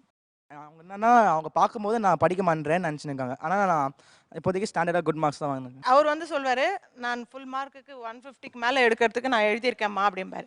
கொண்டு வந்து கொடுக்கும்போது 100 மார்க்ஸ் 100 கம்மியாக தான் இருக்கும். ஏன்டா நீ சொன்னது ஒன்று இருக்குது, நீ ஏன் இப்படி வந்ததுன்னா, என்ன பண்ணியிருக்கலாம், கொஞ்சம் கான்சன்ட்ரேட் பண்ணியிருக்கலாம், நானே விட்டுட்டேன்னு எனக்கு தெரியும், பார்த்துக்கலாம் விடுங்க, அது என்ன ஒரு மேட்ரு இப்போ அப்படிம்பான். அதை ஏன் செய்ய மாட்டேங்கிற, உனக்கும் தெரியுது உன்னோட ப்ராப்ளம் தெரியும் போது அதில் ஏன் நீ கான்சென்ட்ரேட் பண்ண மாட்டேன்றது எங்களோட கோவம். உங்கள் பையன் ஒரு ஆவரேஜாக படித்தா என்ன ப்ராப்ளம் இல்லை சார், ஆவரேஜாக படிக்கிறேன்னா அது சொல்லுங்க, நாங்கள் அதுக்கு உண்டான கவலைப்பட மாட்டோம். நான் அச்சீவ் பண்ணுறேன், நான் இவ்வளோ பண்ணுறேன்ட்டு எங்களையும் கற்பனைக்கு கொண்டு வந்துட்டு அவங்க இந்த மாதிரி பண்ணுறது தான் எங்களுக்கு வருத்தமே. ஏன் நீங்கள் ஒரு அபோவ் ஆவரேஜ் ஸ்டூடெண்ட்டாகவே ஒரு இமேஜ் பில்ட் பண்ண ட்ரை பண்ணுறீங்க? ஒய்? அது என்ன சொல்கிறது, அதாவது கிளாஸில் அதாவது ஓகே நம்மளை பார்த்தா படித்த அதாவது நைஸ் ஸ்டூடெண்ட், அதாவது குட் ஸ்டூடெண்ட், அந்த மாதிரி டீச்சர்ஸ் கிட்ட கமெண்ட் வாங்குறது, இந்த மாதிரி பசங்கிட்ட ஓகே இவன் சூப்பராக படிக்கிறான், அந்த மாதிரி தான். ஜஸ்ட் அதனால தான் இப்போ மேக்ஸிமம் படிக்கிறது வந்து ஜஸ்ட் பசங்களுக்காக. ஆக்சுவலாக எனக்குன்னு இன்ட்ரெஸ்ட் சில நேரத்தில் வராது, சில நேரத்தில் போயிடும். அப்படியே சில நேரத்தில் யோசிக்க மாட்டேன் இன்ட்ரெஸ்ட் பற்றி. சில நேரத்தில் என்னென்னா யோசிக்கும் போது எங்கேயோ அப்படியே யோசனை எங்கேயோ போயிடும்.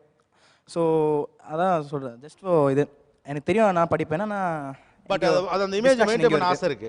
அந்த மாதிரி இமேஜை மெயின்டைன் பண்ணுறது, அந்த மாதிரி ஒரு இமேஜ் வெளியில் கிடைக்கிறது, அது சொந்தக்காரன்டா நல்லா படிக்கிற பையன். நான் ஏன் இந்த கேள்வி கேட்டேன்னா, உங்களுடைய சப்ஜெக்ட் மார்க்லாம் எனக்கு தெரியாது, ஆனால் நீங்கள் மெயின்டைன் பண்ணுற இந்த பாடி லாங்குவேஜே, உங்கள் கண்ணாடி, அந்த காலாற்ற விதம், இது எல்லாமே ஒரு படித்தவர், உண்மையாகவே படித்தவர் இயல்பாக செய்ய ட்ரை பண்ணுற மாதிரியே நீங்கள் செய்வீங்க. That's why asked you. அப்போ அந்த இமேஜை பில்ட் பண்ணி வைக்கிறதும் அதன் மூலமாக வெளியிலேருந்து உங்களுக்கு கிடைக்கக்கூடிய பாராட்டும் எவ்வளோ முக்கியம்னு நினைக்கிறீங்க? அதாவது சொல்கிறாங்க, இப்போ நீ அப்பா இவன் பார்த்தாலே இவன் படிக்கிற பையன் மாதிரி இருக்கான், ஓகே இவன் படிப்பான் நல்லா. நான் சில நேரத்தில் என்ன அவங்க கேட்க மாட்டாங்க மார்க்கை பற்றிலாம், படிக்கிறியாப்பா நல்லா படிக்கிறான் தான் கேட்பாங்க. ஒன்று மார்க் பற்றி யாரும் கேட்க மாட்டாங்க மேக்ஸிமம். ஸோ ஒரு இன்டெலெக்சுவல் அவங்க ஒன்று தான் சொல்கிறாங்க, படிக்கிற பையன் மாதிரியே இமேஜ் வைக்காத படி அப்படிங்கிறாங்க, அவ்வளோதான். ஆனால் உங்களுக்கு அந்த ஆசை இருக்குது, ஒரு அபவ் ஆவரேஜ் ஸ்டூடெண்ட்டுக்கு என்ன ஒரு சோஷியல் ரெஸ்பெக்ட் இருக்கோ அது எனக்கு கிடைக்கணும்னு உங்களுக்கு ஆசை இருக்குது. அந்த சோஷியல் ரெஸ்பெக்ட் எவ்வளோ ஹாப்பியாக ப்ரைடாக இருக்குது? பெஸ்ட் நம்ம தான் அப்படின்னு யோசிக்கணும் சார். நம்ம தான் ஓகே இவன் வந்தாலே இவன் தான் ஓகே இவன் தான் பெஸ்ட். இப்போது அது உண்மையாகவே கிடைச்சா எப்படி இருக்கும்? கண்டிப்பாக ரொம்ப சந்தோஷப்படுவோம் சார். வேற படிக்கிறது அவங்களோட கடமை சார், அதை செய்யலைங்கிறப்ப என்னை அலட்சியப்படுத்துறதா தான் நான் ஃபீல் பண்ணுவேன். இல்லைப்பா கஷ்டமாக இருக்குப்பா, நிறையா இது ஒரே இதில் படிக்க முடியல, நிறையா கஷ்டம்னா எல்லாமே கஷ்டம்தான். என்ன வாழைப்பழம் சாப்பிட்றதும் கஷ்டம்தான். என்ன கஷ்டம் உங்களுக்கு இந்த வயசில்? என்ன கஷ்டம் உங்களுக்கு? படிக்கிறதும் உங்கள் கடமை. நீங்கள் என்ன உங்களை வந்து பாத்திரம் தேய் சாப்பாடு சாம அப்படியா சொல்கிறோம்? அதெல்லாம் கிடையாது. எங்கள் வீட்டில் எல்லோரும் படித்தவங்க. என் பொண்ணு மட்டும் ஒரு இதாக சாதாரணமாக படிச்சுட்டு போனால் எனக்கு எப்படி இருக்கும் சொல்லுங்கள்? சிஸ்டர் வந்து எம்எஸ்சி எம்எட், இன்னொரு சிஸ்டர் எம்எஸ்சி எம்எட், இன்னொரு சிஸ்டர் பிஎஸ்சி பிஏ பிஎட், எல்லோரும் டீச்சர்ஸு. இப்படி உள்ள ஃபேமிலியிலேருந்து வந்துக்கிட்டு எனக்கு கஷ்டமாக இருக்குது அப்படின்னு 12th ஸ்டாண்டர்டு ஸ்டார்ட் பண்ணதுக்கப்புறம் +1 ஃப்ரீயாக விட்டாச்சு. ஆனால் ஹானஸ்ட்டாக ஒன்று சொல்லணும் சார், உங்கள் குடும்பத்தில் எல்லாருமே படித்ததுனால உங்கள் பிள்ளை படிக்கணுங்கிற அவசியம் இல்லை. ஒன்று ஆனால் படிக்கிறது கஷ்டங்கிறது ட்ரை பண்ணலாம், அட்லீஸ்ட் ட்ரை பண்ணுறதை பற்றி பிரச்சனை சொல்ல, ட்ரையே பண்ணாமல் படிக்கிறது கஷ்டம் அப்படின்னா ஒன்றும் இல்லை. முயன்றால் முடியாது எதுவுமே இல்லை சார். அதெல்லாம் உண்மைதான் சார், முயன்றால் முடியாது ஒண்ணுமே கிடையாது. ஆனா சார் நாங்க என்ன எடுத்துட்டீங்கன்னு வச்சுங்களேன், சாப்பாட்டுக்கே இல்ல சார். எல்லாருக்கும் அப்படி ஒரு ஹிஸ்டரி இருக்கலாம் சார், எல்லாருக்குமே அந்த ஸ்டேஜ்ல இருந்து நாங்கெல்லாம் வந்து. ஆனா சாப்பாட்டுக்கே இல்லாம கஷ்டப்பட்டுக்கிட்டே இருக்கக்கூடிய இன்னமும் பல பேர் இருக்காங்களே, அவங்களாம் உங்களை மாதிரி திறமசாலி இல்லைன்னு நினைக்கிறீங்களா? கிடையாது. ரைட்டு தானே? அப்படியே முடிவு முடியாது. படிப்பு கஷ்டம் சார். நீங்க அந்த ஃபண்டமெண்டல் பாயிண்ட் ஆஃப் வியூ பார்க்கணும். ட்ரையே பண்ணல ஒரு பக்கம் நீங்க சொல்ற குமரெல்லாம் சரியா இருக்கட்டும், பட் படிப்பு கஷ்டம் அப்படின்னு ஒன்று இருக்கு. என்ன கஷ்டம்? கொஞ்சம் டைம் கொடுங்க, நான் ஐ ப்ரூவ் மை செல்ஃப். ஒரு விஷயம் புரிஞ்சுக்குமா, நீ அழ வேண்டிய அவசியம் இல்லை. எனக்கு கொஞ்சம் டைம் கொடுங்க, நான் ப்ரூவ் பண்ணி காட்டுறேன்லாம் சொல்ல வேண்டியதில்லை. அதெல்லாம் அவசியமே இல்லை. இதெல்லாம் ப்ரூவ் பண்ணி காட்டுறதுக்கு அவசியம் இல்லை. நீ குற்றவாளியும் கிடையாது. முதல்ல அதை நீங்கள் புரிஞ்சுக்கங்க. உனக்கு வரல அவ்வளோதான். You take an effort, nothing wrong about it. நீ ஆவரேஜ் ஸ்டூடெண்ட்டாக இருக்கிறது ஒன்றும் இங்கே கருணை கொடுற குற்றம்லாம் கிடையாது. ஒரு ஆவரேஜ் ஸ்டூடெண்டாக இருக்கிறதுல உங்களுக்கு அவ்வளோ என்ன சார் சிக்கல்? ஆவரேஜ் ஸ்டூடெண்ட் இல்லை சார், அவள் ஆவரேஜ் ஸ்டூடெண்ட்டே கிடையாது. அதை நான் ஷூராக சொல்லுவேன். செகண்ட் ஸ்டாண்டர்ட்லேருந்து ஆவரேஜ் ஸ்டூடெண்ட்ஸ் கிடையாது. அவளை க்ளோஸாக வாட்ச் பண்ணுறோம், க்ளோஸாக இது பண்ணுறோம், எவ்வளவோ முயற்சி பண்ணோம். ஆனால் வந்து அட் லாஸ்ட் எண்டு பண்ணு பார்த்தீங்கன்னா 424 மார்க்ஸ் தான் எடுத்திருந்தா. இது அதிகமாக இருக்குதுன்னு நீங்கள் எல்லாருமே ஃபீல் பண்ணலாம். அது என்னை பொறுத்த வரைக்கும் ரொம்ப கம்மி தான். நான் 480 அது மாதிரி. மேக்ஸ் வந்து இவ வந்து மேக்ஸு 3 days லீவ் விட்டாங்க பப்ளிக் எக்ஸாமுக்கு முன்னாடி. மேக்ஸ் போடு ப்ராக்டிஸ் பண்ண, ஒவ்வொரு மேக்ஸும் ப்ராக்டிஸ் பண்ணால் தான் உனக்கு வரும் அப்படின்னு நான் அவ்வளோ தூரம் சொன்னேன். சார் அப்பா நான் எல்லாம் படிச்சுட்டேன்ப்பா, நீங்கள் என்னப்பா இப்படி கம்பல் பண்ணுறீங்க, நான் எல்லாம் சூப்பர்ப்பா அப்படின்னு சொன்னேன். இந்த அப்பாவுடைய ஸ்டாண்ட் சரியா? அவரோட ஆம்பிஷன் வந்து அந்த குழந்தை மேலே ரொம்ப இம்போஸ் பண்ணுற மாதிரி இருக்குது. அண்ட் பேசிக்காக அவங்களுக்கு 2 பேருக்கும் வந்து இன்டராக்ஷன் கொஞ்சம் கம்மி தான் வீட்டில் கூட. த வே ஈ வாஸ் டெல்லிங். அவருடைய கால சூழ்நிலையை வச்சு இப்போ இருக்கிற சூழ்நிலையை மறந்துட்டு தன்னுடைய மகள் மேலே அப்போ இருந்ததே இப்போ ஏன் இல்லைன்னு ரெண்டுத்தையும் ஈக்குவலாக நினைக்கிறார். கால வேறுபாடு வேறு, சூழ்நிலைகள் வேறு. எனக்கு அந்த படிப்பு கிடைக்கல, நான் இல்லை, நான் இப்படி படித்தேன், நான் 39 வயசில் உணர்ந்தேன்னு சொல்கிறவர் இப்போ இருக்கிற காலத்துக்கு, இப்போ இருக்கிற டெக்னாலஜி, இப்போ இருக்கிற பிள்ளைகளுடைய மனநிலைமையை அவர் உணர்ந்துக்கலை. அதனால் அவருடைய சிந்தனை வந்து இதில் சரியாக தெரியல. என் பையன் கொஞ்சம் மார்க் எடுத்தால் கூட போதும் அப்படின்னு நீங்கள் தான் சொன்னீங்க. நீங்கள் அவர் பேசும்போது என்ன நினச்சிங்க? எனக்கு வருத்தமாக இருந்துச்சு சார். என்னென்னு? 420 மார்க் எடுக்கிற பிள்ளைய குறை பேசுகிறாரு. 350 எடுத்தால் கூட எனக்கு போதும்னு தோணுது. 424 எடுக்க மார்க் பிள்ளைய வருத்தப்படுறாருன்னு எனக்கு வருத்தமாக இருந்தது. 420 மார்க் எடுத்த அபவ் ஆவரேஜ் டேலண்டட் ஸ்டூடெண்ட் விஷ்ணுவர்த்தனைக்கு நீயானா தன்னுடைய பாராட்டுக்களை தெரிவித்துக் கொள்கிறேன். That's all. 420 மார்க் நல்ல மார்க். ஒரு சிறிய இடைவெளிக்கு பிறகு தொடர்ந்து பேசலாம். இது ஆச்சி மசாலா நியாரானா powered by NAC Jewellers co-presented by Sunland. ஒவ்வொரு தொழிலும் எனர்ஜி. Stay tune.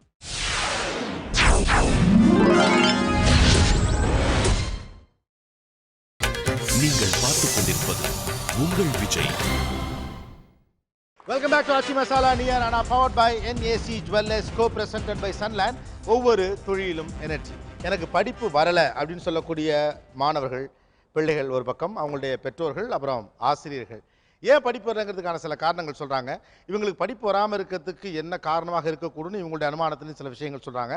4 சிறப்பு விருந்தினர்கள் இந்த ஷோக்கு வந்திருக்காங்க. கவிஞர் வெண்ணிலா அவர்கள், லெட்ஸ் வெல்கம். எழுத்தாளர் மற்றும் ஆசிரியர் திரு இமயம் அவர்கள். மனவியல் வல்லுநர் மற்றும் எழுத்தாளர் டாக்டர் ஷாலினி அவர்கள். எழுத்தாளர் மற்றும் அரசியல் விமர்சகர் திரு ஞானி அவர்கள். அவங்கள்ட்ட எல்லாம் போகிறதுக்கு முன்னால் உண்மையாகவே உங்களுக்கு எந்த சப்ஜெக்ட் வரவே வரல? தமிழ் சார். தமிழ் வந்து என்னன்னா புரிஞ்சு படிக்கணும் அம்மா வந்து சொல்லுவாங்க. ஆனால் எனக்கு மகப்பிங் சென்ஸ் தான் அதிகம். ஓ, மக்கப் பண்ணுறதுனால படிக்க முடியலையா? பிடிக்க வரவே வராத சப்ஜெக்ட். அடுத்தது பிஸ்னஸ் மேக்ஸ். அது நிறைய ஃபார்முலாஸ் இருக்குது. ஒரு சாப்டர்னு எடுத்தால் 4 எக்ஸசைஸ் இருக்கும். ஆனால் அதில் 4 எக்ஸசைஸ்க்கும் ஒரு எக்ஸசைஸ்க்கும் ஒரு ஃபார்முலா இருக்கும். கண்ணு போகிற போக்கில் அது எவ்வளோ கஷ்டமாக உங்களுக்கு இருக்குன்னு எனக்கு தெரியுது. பக்கத்தில் வரவே வராத பாடம் கெமிஸ்ட்ரி வேற சார். நிறைய ஈக்குவேஷன்ஸ் இருக்குது, எல்லா ஈக்குவேஷன்ஸும் ஞாபகம் வச்சுக்க முடியல. Maths sir. ஏன்? ஃபார்முலாலாம் டிஃப்ரெண்ட்டாக இருக்குது. எதில் வரும் அதில் வரும்லாம் தெரியாது சார், அப்படியே மந்திரம். ஓகே. Physics sir. ஏன்? ஃபிசிக்ஸில் ஒரு லெசன்லேயும் 10 மார்க் இருக்கும் சார். புக்கு மிஸ் மார்க் பண்ணி தருவாங்க, ஒரு பேஜில் எல்லாம் இம்பார்ட்டன்ட்டு. அப்படி பார்த்தா லெசன் ஃபுல்லாக மார்க் பண்ணி தருவாங்க. அது பார்க்கும்போது தலை சுற்ற ஆரம்பிச்சிடும். எந்த பாடத்தில் நீங்கள் தொடர்ந்து அதிகமாக தோல்வி அடைகிறீர்கள்? ஏன் வரவே இல்லை? ஸோ மேத்தமேட்டிக்கலாக சம்மந்தப்பட்ட எந்த பாடமாக இருந்தாலும் சார், ஃபார் இன்ஸ்டன்ஸ் 10th வரைக்கும் I was very weak in maths. And 11th when I passed on to 11th அந்த அக்கௌண்ட்ஸ் சார், மேத்தமேட்டிக்கல் சம்மந்தப்பட்ட அக்கௌண்ட்ஸ் இருந்தாலும் சரி, I am still lacking behind in accounts. Number வர எதுவாக இருந்தாலும் சார், நம்பர் வர இருந்தாலும் சார். ஓகே. தமிழ் தான் ஸ்பெல்லிங் மிஸ்டேக், சின்ன இது பெரிய அதெல்லாம் கன்ஃபியூஷனாக இருக்கும். அதனால. எத்தனாவது படிக்கிறீங்கம்மா? 10th. 10வது படிக்கிறீங்களாம்மா? ரைட்டு தான். உங்களை மட்டும் குறை சொல்ல முடியாது இதுக்கு. Social science. சோஷியல் சயின்ஸ் என்ன கஷ்டம்? அது கொஷின் ஆன்சர்ஸ் பார்த்தா ஒரு கொஷினும் நல்லா 1.5 பேஜ் இருக்கும். அது படித்து எழுதுறதுக்குள்ள கஷ்டமாக இருக்கும் எனக்கு அந்த சப்ஜெக்டே. ஆக்சுவலாக இது வரைக்கும் இங்கிலீஷே வரலையே. யாருக்கும் இங்கிலீஷ் டஃபாக இல்லையா? உண்மையாகவே இங்கே இங்கிலீஷில் அவ்வளோ வளர்ந்துருக்காங்களா, இல்லை இங்கிலீஷ் வரலன்னு சொல்கிறத சபையில் கூச்சமாக நினைக்கிறோமாங்கிறதும் தெரியல. ஓகே, எனக்கு படிக்கவே பிடிக்கல, என்னை விட்டுருங்கிறவங்க யார்? எனக்கு தோணி இருக்குங்கிறவங்களாம் கை தூக்குங்க.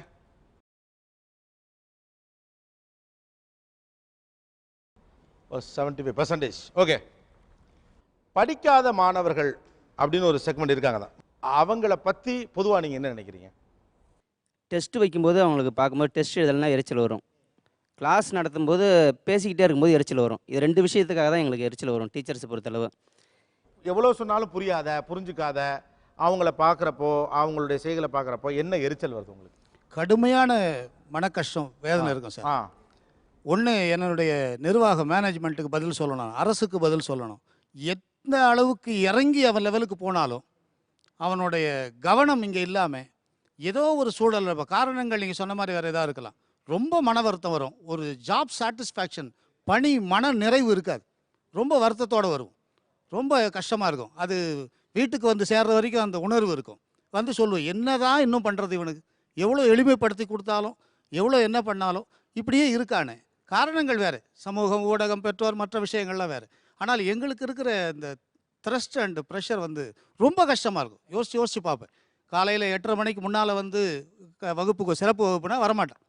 அப்படி வந்திருந்தா கூட கவனிக்க மாட்டான். கூப்பிட்டு கவனித்து பேரை குறிப்பிட்டு சொல்லி கூப்பிட்டு பாடம் நடத்த வேண்டியிருக்கும்.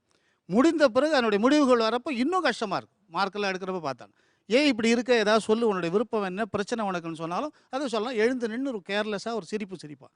ரொம்ப கஷ்டமாக இருக்கும். அந்த அளவிட முடியாது அந்த வருத்தத்தை, வேதனை ரொம்ப வேதனையாக இருக்குது சார். அவனை இப்போ அரசாங்கத்தினுடைய எங்களுக்கு கட்டுப்பாடு, அவனை அடிக்கக்கூடாது, மன உளைச்சல் வர மாதிரி பேசக்கூடாது, அப்புறம் ட்ராப் அவுட் ஆகிடக்கூடாது. அவன் இது உங்களால் தாங்கிற மாதிரி நிறைய எங்களுக்கு கட்டுப்பாடுகள் நிறைய இருக்குது. அவனை கண்டிக்கவும் முடியாமல் அவன் எங்களை கேர்லெஸ்ஸாக அப்படி பார்க்குற ஒரு பார்வையும் எல்லா சூழலும் எங்களுக்கு ரொம்ப மன அழுத்தத்தான் உருவாகும். ஒரு வகுப்பு பாடம் எடுத்துட்டு மனநிறைவோடு வரங்கிற சூழல் போயிடுச்சு. நியாயமாக உண்மையாக அழகாக சொன்னார்.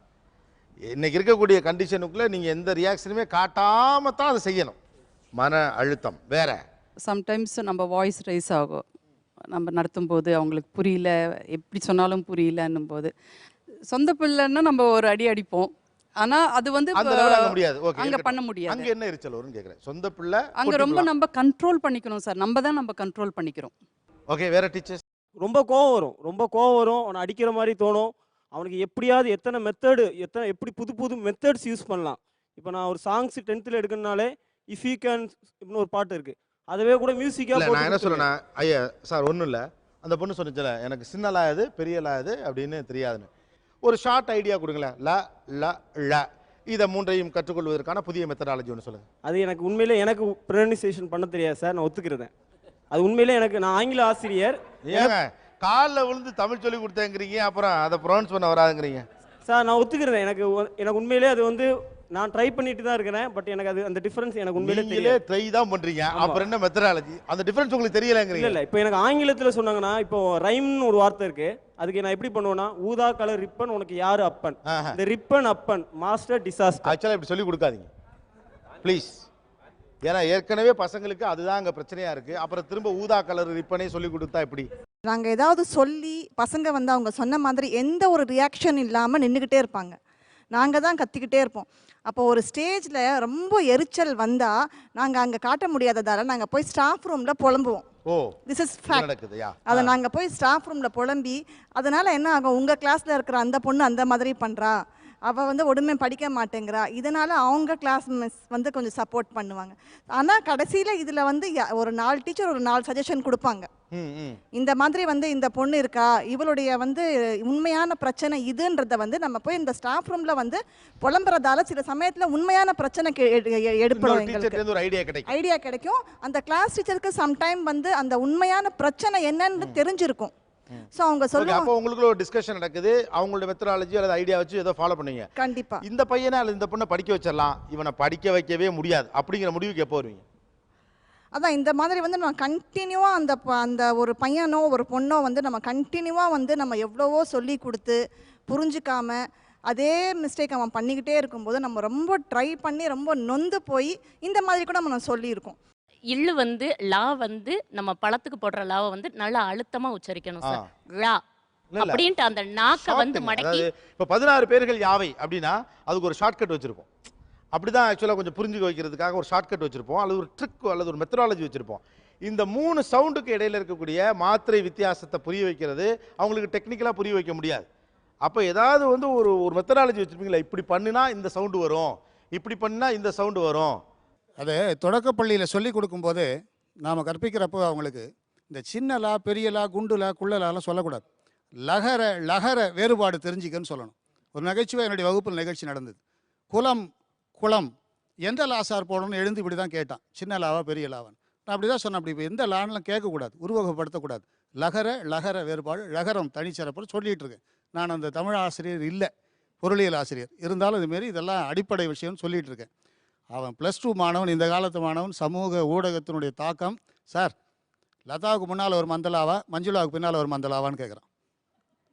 ஒரே சிரிப்பொலி. அவன் அங்கே he wants to show is heroism. என்ன பண்ணுவீங்க மற்ற முன்னால்? அது கோஎட் கிளாஸ். அது அதே மாதிரி சொன்னேன், இந்த லகர சொல்கிறப்ப இந்த நீ சொன்னியப்பா லா சொல்கிற, மஞ்சுளாவுக்கு கூட மஞ்சு கூட்டல் உலா சின்ன லா தான் வரணும், லகரம் தான் வரணும்.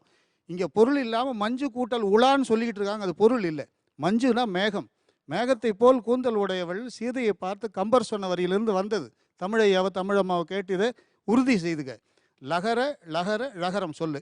இதை எளிமையாக நீங்கள் கேட்ட மாதிரி சொல்ல எப்படி வர வைக்கலான்னு சொன்னால், இந்த டங் ட்விஸ்டர்னு ஆங்கிலத்தில் சொல்கிற மாதிரி, ஏழை கிழவி அல்லது ஏழை குழந்தை வாழைப்பழத்திற்காக விழுந்து விழுந்து அழுகிறது. திரும்ப திரும்ப சொல்லும்போது இந்த லகரத்தினுடைய ஒலி அவன் சரியாக உச்சரிக்கிற வரைக்கும் பயிற்சி கொடுத்தா நல்லா வர்றதுக்கு வாய்ப்பு இருக்கு. Thank you sir, good. ஏன்னா இதை கீழே நம்ம அதுக்கான இதே இல்லை. இப்போ பசங்க ரொம்ப கிண்டலெல்லாம் பேச வந்துட்டாங்க. இந்த அப்புறம் அந்த பழைய ஸ்கூல்ஸில் நீங்கள் கவர்மெண்ட் ஸ்கூலா சார்? இல்லை, தனியார் அரசு உதவி பெறும் தனியார் பள்ளி. ஓகே, அரசு உதவி பெறும். ஏன்னா ஒரு எலிமெண்ட்ரி ஸ்கூல் லெவல்ஸில் வந்து இதெல்லாம் நிறையா இருந்துச்சு. டங் ட்விஸ்டர்ஸ்லாம் நிறையா ட்ரைனிங் கொடுத்தாங்க. சப்கான்ஷியஸாகவே இங்கே நான் வந்து என்னெல்லாம் போடணும் அப்படிங்கிற ஒரு எண்ணம் பசங்களுக்கு வரும். ஆனால் இப்போது அது இல்லை. நீங்கள் எந்த ஸ்கூல் சார்? நான் வெள்ளையன் செட்டியார் மேல்நிலைப்பள்ளி, திருவொற்றியூர். வாழ்த்துக்கள் சார், தேங்க்யூ. பேசலாம் ஒரு சிறிய இடைவேளைக்கு பிறகு. ராஜி மசாலா நியானா powered by NAC Jewellers Co presented by Sunland. ஒவ்வொரு தொழிலும் எனர்ஜி.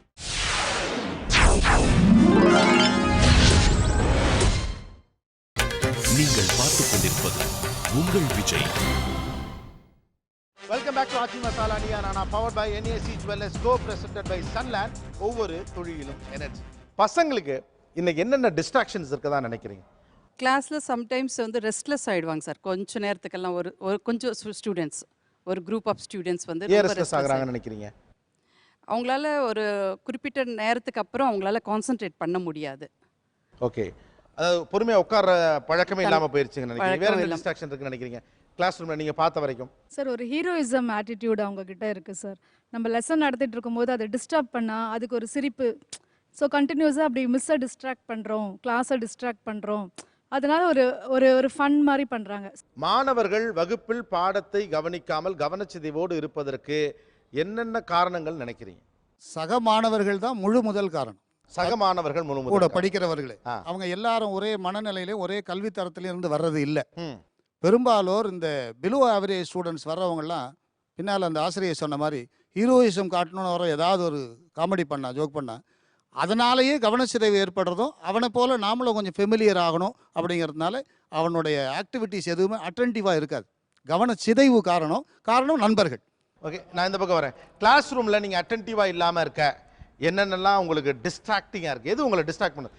ஃப்ரெண்ட்ஸோட சாட் பண்ணுறது. ஃப்ரெண்ட்ஸோட சாட்டிங். வேறு சார், ப்ரீவியஸ் தாட்ஸ் நம்ம இதுக்கு முன்னாடி ஒரு விஷயத்தை செஞ்சுட்டு வந்துட்டு தான் படிக்க உட்காருவோம்ல சார், அந்த மைண்ட் செட் வந்து நம்ம படிக்க உட்காரும் போது முழுமையாக நம்ம விட்டு நீங்கி இருக்காது சார். படிக்கணும்னு உட்காருவோம், பட் அந்த மைண்ட் செட் வந்து நம்மளை விட்டு முழுமையாக நீங்கி இருக்காது. அதுக்கு முன்னால் நடந்த பேச்சுவார்த்தைகள், அரட்டைகள். ஓகே, வேற உண்மையாக உங்களை எதெல்லாம் டிஸ்ட்ராக்ட் பண்ணுது படிக்க விடாமல்? ஃப்ரெண்ட்ஸ் கூட பேசுறது, கமெண்ட் பண்ணுறது. ஃப்ரெண்ட்ஸோட பேசுறது, கமெண்ட் பண்ணுறது. வேற என்ன டிஸ்ட்ராக்ஷன்? ஃப்ரெண்ட்ஸ் தான் மோஸ்ட்லி. ஃப்ரெண்ட்ஸ். வேற phone, computer. Cellphone, TV, computer. Friends. வேற எனக்கு வந்து சினிமா நியூஸ் தான் வந்து என்ன டிஸ்ட்ராக்ட் பண்ணும் கிளாஸ். சினிமா நியூஸ் என் ஃப்ரெண்டுக்கு பக்கத்தில் இருக்க கேட்டால் வந்து அவன் வந்து விஜயோட 4 படம், அடுத்த படம் இப்போ கத்திக்கு அப்புறம் 4 படம் என்னான்னு கேட்டால் உடனே சொல்லுவான் என்ன படம்ட்டு. எனக்கு அடுத்த தனுஷோட 2 படம், அடுத்த என்ன படம் கேட்டால் உடனே சொல்லுவேன். அந்த மாதிரி சினிமா நியூஸ் தான் எனக்கு டிஸ்டர்ப். Cinema news correct. உங்களை படிக்க விடாம இழுக்கும் தெரியுமா? Play ground. Okay, play ground. படிக்க விடாம எதெல்லாம் உங்களை இழுக்குதுன்னு கேட்குறேன் நான். TV serials. ஓகே.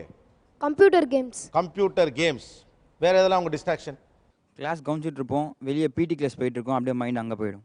ஓகே, பிடி ப்ராக்டிஸை பார்க்குறப்ப. வேற என்ன டிஸ்ட்ராக்ஷன்?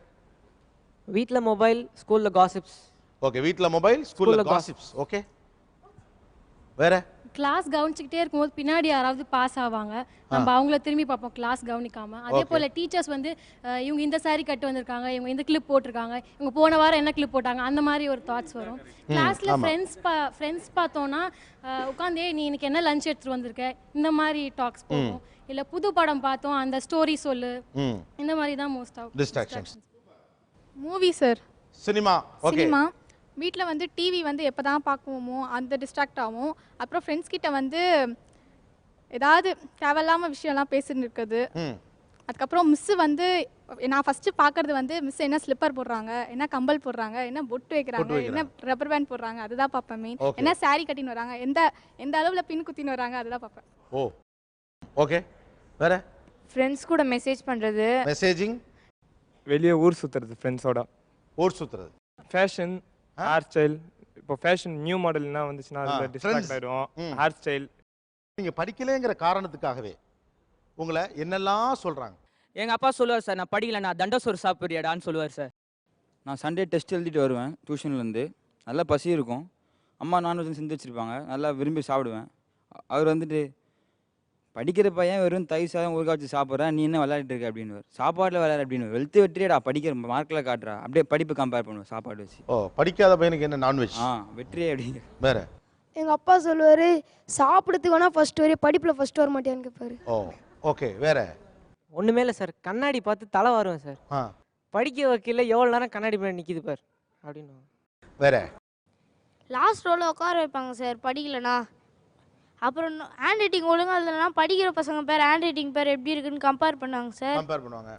பெண்ணு புது பெண் வாங்கினா பெண்ணு எழுதலன்னு சொல்லி புது பெண் வாங்குவோம் சார். திட்டுவாங்க, படிக்கிறவனே ஒரு பெண் தான் வச்சுருக்கான், படிக்காதவன் 7 பெண் வச்சு எழுதுறான் பாருங்க அப்படின்னு திட்டுவாங்க சார். வேற எங்கள் வீட்டில் எங்கள் அப்பா சொல்லுவார் சார், ட்ரெஸ் பண்ணிட்டு இருப்பேன் எங்கேயாவது வெளியே போகிறதுக்கு மம்மி கூட, அப்போ சொல்லுவா படிக்க வக்கீல மீதி எல்லாத்தையும் நல்லா பண்ணுன்னு வரு. அந்த மாதிரி சொல்கிறப்ப எப்படி இருக்கும்? அழுதுருவேன் சார். எப்படின்னா இப்போ சாஃப்டாக பேச மாட்டாங்க. இப்போ ஒரு எதனாச்சும் பண்ணனா போதும் அப்படியே கோவத்தை ஃபுல்லாக காட்டாங்க என் மேலே தான். கோமாவே இருப்பாங்களோ? வேற 7 நாள் நல்லா படிப்பேன், சண்டே டிவி பார்ப்பேன், ஒன்றுத்துக்கும் லாய்க்கலன்னு வாங்க, இல்லாட்டா செத்து போன்றுவாங்க. ஒரே வார்த்தை, செத்து போ அப்படி. அந்த மாதிரிலாம் சொன்னால் எப்படி இருக்கு? அவள் தான் அப்போ சிரிப்பேன் ரூமில் உட்காந்து, அவள் தான் வெளியே காமிக்க மாட்டேன் அதெல்லாம். எங்கள் அப்பாவும் அது மாதிரி தான் சொல்லுவார். ஒரு சில நேரத்தில் அது மாதிரி சொல்லி நீலாம் ஏன் இருக்க செத்து போயிடுன்னு. அந்த மாதிரி வார்த்தை சொல்கிறப்ப எப்படி இருக்கு? அழுதுருவேன், முடியாது, என்னால் இருக்க முடியாது. வீட்டை விட்டு வெளியே வந்துடுவேன். வெளியே வந்து உள்ளே அமைதியாக இருப்பேன், வெளியே வந்து ரொம்ப அழுதுருவேன். அம்மா கிட்ட காமிச்சிக்க மாட்டேன், நான் அழுதுறேன்னா அம்மாவும் சேர்ந்து அழுதுருவாங்க. ஏதோ ஒரு கோவத்தில் தான் சொல்லுவோம், ஒரே உண்மையாக மனசுலேருந்து சொல்லவே மாட்டோம். அதெல்லாம் மனசுலேருந்துலாம் சொல்ல மாட்டோம், கோவத்துலேருந்து தான் பட் சொல்லுவோம். அது பிள்ளைங்களுக்கு நீங்கள் எந்த சென்ஸ்லேருந்து சொல்கிறீங்கன்னு தெரியாது தானே? ஆமாம் ஆமாம், இனிமேல் சொல்ல மாட்டோம், என்ன சாரி கேட்கலாம், இனிமேல் இந்த வார்த்தை யூஸ் பண்ண மாட்டோம். என்னம்மா சாரிலாம் கேட்குற? எனக்கு படிப்பு வரலைங்கிறதுக்காக நீங்கள் இப்படி பண்ணுறீங்க, இதை செய்யாதீங்கன்னு உங்கள் வீட்டில் எதை சொல்லுவீங்க? +1 ஒரு ஃபெயில் ஆகிட்டேன் ஒரு தடவை. நான் மேக்ஸில் ஃபெயில் ஆகிட்டேன் நான் +1. அதுக்கு வந்து ஃபங்க்ஷன் போன ஒரு தடவை ஃபெயில் ஆனதுக்கப்புறம் ஃபங்க்ஷன் போனாங்க, வீட்டில் கூப்பிட்டு போனாங்க. நான் போய் பேசினேன் எங்கள் அப்பா கூட. அவர் என்னை திட்டவும் இல்லை, எதுவுமே பண்ணல, அப்படியே அமைதியாக இது வந்துட்டார். நான் போய் பேசினால இப்படி கை காட்டார். அந்த ஒரு தான் எப்படி இப்படி கை காட்டார், யாரோ தெரியாதவன் போல. ஓ ஓ ஓ ஓ அதான் அது ஒரு அந்த டைம் எப்படி இருந்தது அந்த மாதிரி பண்ணுறப்போ? அந்த டைம் ரொம்ப மனசு வலிச்சிருக்கும் சார். ஆனால் வெளில காட்டிக்க மாட்டேன் நான். தனியாக வீட்டுக்குள்ளே போயிட்டு நான் அழுவேன். ஃபங்க்ஷன் வந்து அப்படியே தனியாக சாப்பிட்டுட்டு மட்டும் ஏஞ்சி வந்துடுவேன் வீட்டில் சொல்லாமல் கொள்ளாமல் ஏஞ்சி வந்துடுவேன். என்ன ஏஜில் இது? 11th படிக்கிறப்போயா? 11th. சார் இந்த மாதிரி நான் வந்து படிக்கலை, நான் ரேங்க் வாங்கலை அப்படின்னா எங்கள் அப்பா என்ன பண்ணுவார், ஃபஸ்ட் என்னோட ரிப்போர்ட் கார்டெலாம் பார்ப்பாரு.